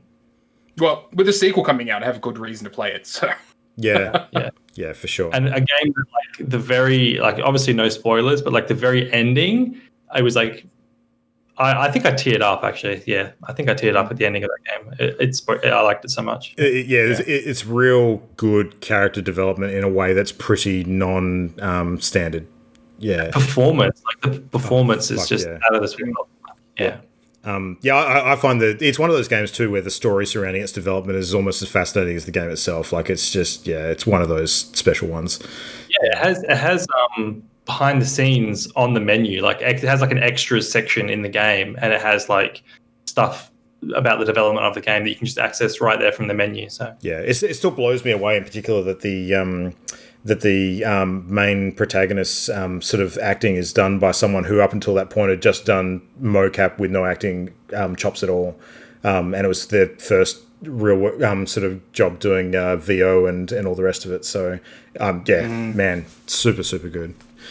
All right, well, on to my number one, I guess, and for me, when it comes to kind of the PS4 era in particular, and like games of the generation that appear on a lot of people's top lists, and one that I'm actually unsure how much I'll like it, but I feel like I owe it to myself to try, because I know that this is a genre of games that I do sometimes struggle with. It's not my first go-to, and I certainly did struggle a little bit when I played similar stuff this generation, Sekiro being one of the big ones. I didn't quite jive with that immediately, but given the sort of the theme of this game and kind of what it is and what people have told me in relation to how it stacks up to the rest of the Souls type games, I feel like I will be doing myself a disservice if I don't finally get round to playing Bloodborne. So yeah, Bloodborne is my number one with a bullet, and I do own it because I got it free as part of one of my PS Plus games in a past month. So all I got to do is install it and play the damn thing, and I feel like I need to do that. So yeah, I wonder what the difference makers or breakers will be comparing Bloodborne to Sekiro. Like, I'm trying to think about the differences and how it could appeal to you more. I think the medieval setting will probably appeal to me a little bit more because I do. Well, I know it's a different kind of medieval setting. It's like a dead world, as you were saying before. Yeah, exactly. Yeah. I do sort of think, like, don't get me wrong, I like Sekiro's setting a lot, but in terms of what sort of fits with me better, I think that Bloodborne's probably got a bit of an edge. But the other thing that I think will probably suit me better is that, from what I understand, the style of combat in Sekiro is a lot more sort of confrontational in terms of your timing and parrying and the technique involved in it, whereas Bloodborne's a bit more about sort of pulling your punches and a lot of dodging and evasive maneuvers to kind of land the killing blow and take the hits where you need to. And I think that appeals to me more. Like, I think I'll actually connect with that a lot better. I think that's a good point, because I think Bloodborne, I think there's less kind of unlearning and relearning that you have to do to get used to it. Like, there is still adapting to the difficulty of Bloodborne, because it's still a Souls game, so it's still hard. But I think that the way your brain teaches you how to react to that difficulty is more in line with other games you've played. Yeah. It's, okay, I need to dodge more. Okay, I need to like find the openings, clear openings, and when it's safe to attack. Whereas Sekiro throws more unusual systems in there with the parrying and the posture damage and stuff. So I think, that's a good point where, that could appeal to you there. Yeah. And it's my hope that once I get through and play Bloodborne, that I'll actually find it easier to gravitate towards some of those other games as well. Like, I'm super keen to check out Demon's Souls, for instance, but I feel like I need to play Bloodborne first. I'm really curious how similar Demon's Souls will play to the original Demon's Souls, because that original Demon's Souls is archaic as shit. Like, when that game came out, that game wasn't popular. That was like it was a cult classic. Like, and it became popular as a result of the Souls games. Yeah, people looked like Dark Souls came out, and then people looked back on and appreciated Demon's Souls more. But that game does not play well at all. Like, it doesn't feel good to play. So I hope that they've updated the feel and the movement somehow to make it feel better. Surely they have. Surely. It's funny you mention it, because I nearly had it on my list, and I was sitting here and I was thinking about it. I'm like, do I actually feel guilty about not playing Bloodborne? And I kind of came to this conclusion that, like, when it comes to all the specifically, when we say Souls-like, not derivative but actual Souls-like games, I think the main reason I kind of don't have any interest in them, even Sekiro, the world's so grim and dark that I don't want to be in it, and it kind of forces you to engage with that. And it's part of what makes the game difficult, right? Like, it's very easy just to shut the game off and walk away. And the reason I was thinking about this at the moment is because I've just recently reinstalled Fallen Order, because I'm considering my games of the year for this year. And it was one of the ones that fell off to the wayside. And I was thinking about the fact that Fallen Order feels more accessible to me from an aesthetics perspective, because it's a swashbuckling adventure that's hard, versus Sekiro or Bloodborne, which is just, the world sucks, and everything's shit, and you're gonna die, and it's just it's very oppressive. Yeah. And so I kind of ended up coming to the conclusion, like, I'm not gonna enjoy the Souls games, but I can find myself enjoying Souls-like games, I think. Yeah. And so I'll be interested to see what you think of Bloodborne. Like, if you really enjoy it, because Dylan's in the chat at the moment. Dylan has told me that I should play Bloodborne because he thinks it's the one that I would really engage with. But it is really just the world that it exists in puts me off, I think, more than the combat difficulty now. Whereas before, like this time last year, I recall having the conversation about, like, why I dislike Souls-like games. I think it's less about the difficulty now, and I think it is more about the oppressive environment they exist in, for sure. Yeah. Yeah, I've been mentally making a lot of food-based analogies when it comes to video games recently. Don't ask me why. And what I've been thinking about with Souls-like games is Destiny Cookbook. Is like the Souls genre is like licorice, and it's like the people who like licorice fucking love licorice. Yeah. But if you don't like licorice, you like get that foul shit away from me. But then a game comes along like Bloodborne that kind of meets you halfway, and it's kind of like red licorice. Yes. Where it's like it's not the full on licorice, and people can go, okay, I can appreciate that, but it's because it's not as intense as the real thing. So that's my Souls like licorice analogy. Yeah, I like that. That's a good analogy. I'm just trying to find something that it's actually appropriate to that analogy. The best thing I can come up with at the moment is fancy yourself a sunshot. Some good shit in here. Anyway, I would go so far as to say like, Souls-like games are licorice, and then Bloodborne is chocolate coated licorice. Okay, yeah.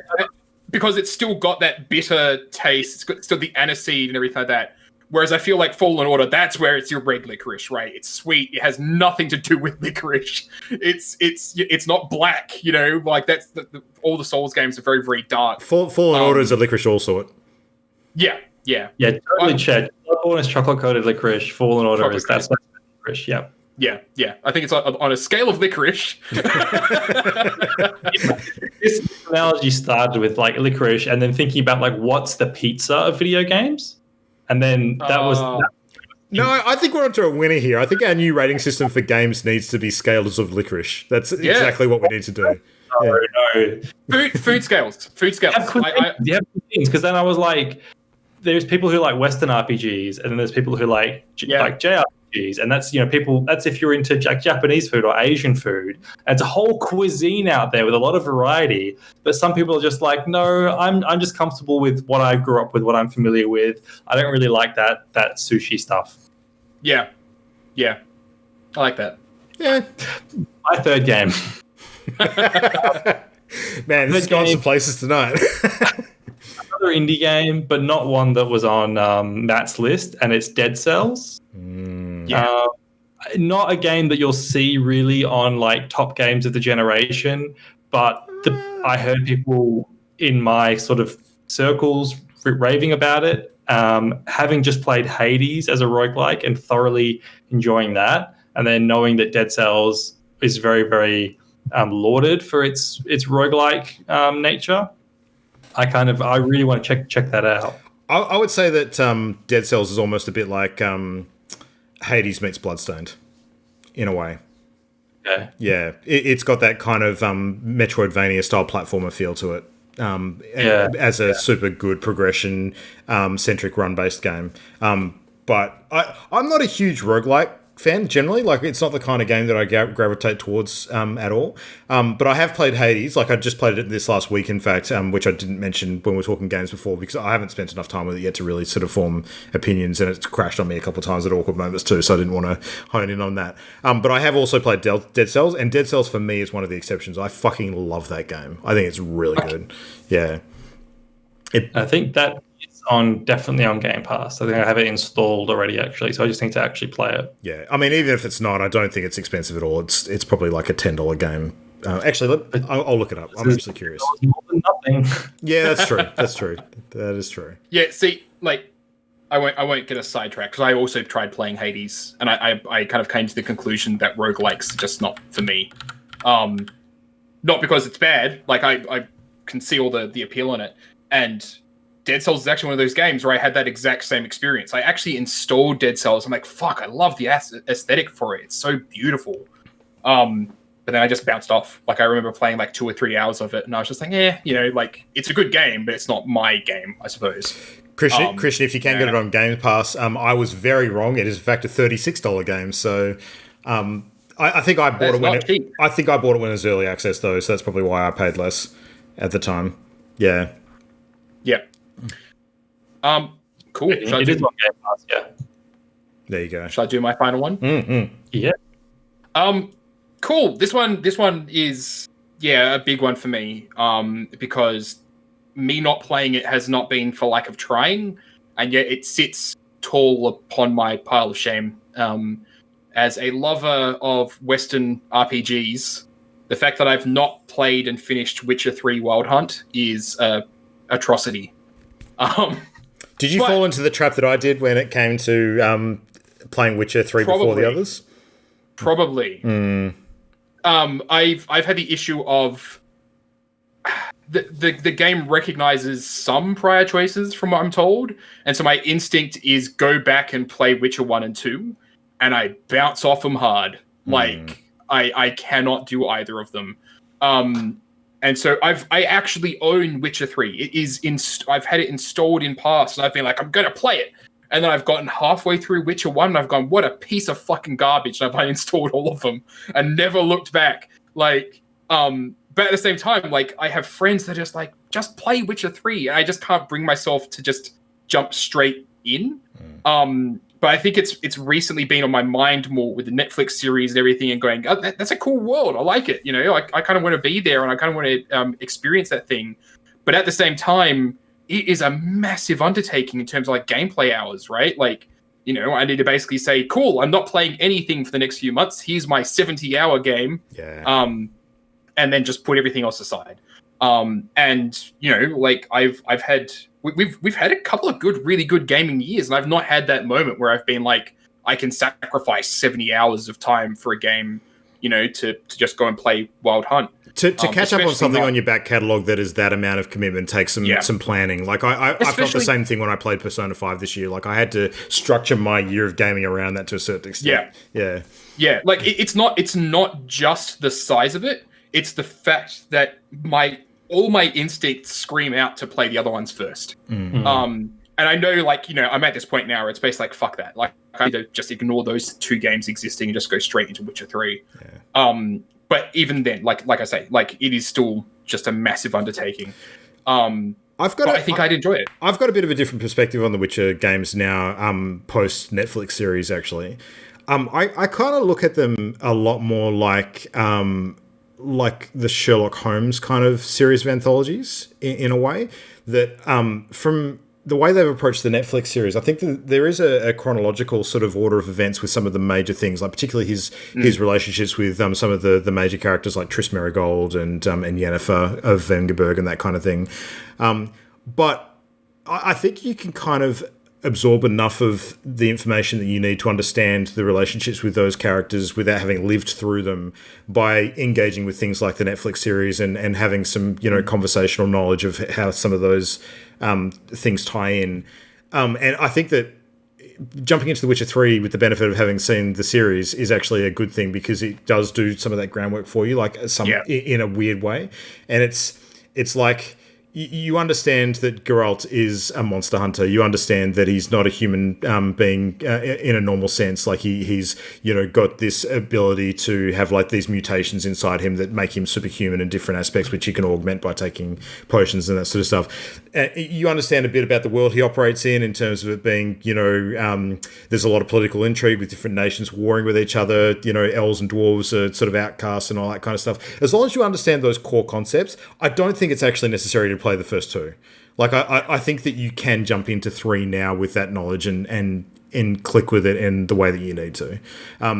I agree that the Netflix series does help with that because I think too that the links between the games aren't significant enough to necessitate playing them in order. They're fairly self-contained stories from what I understand. Yeah. But you're right. It's the world building that matters. It's understanding the world and what's the like assumed knowledge about the world.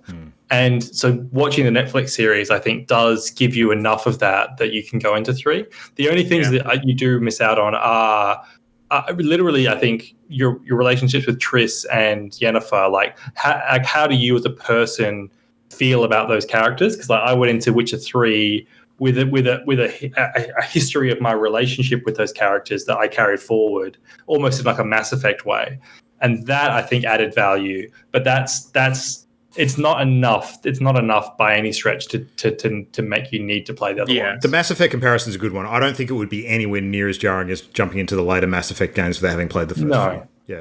No, it would be like if each Mass Effect was a completely self-contained story, except Garrus and Miranda were there. Yeah.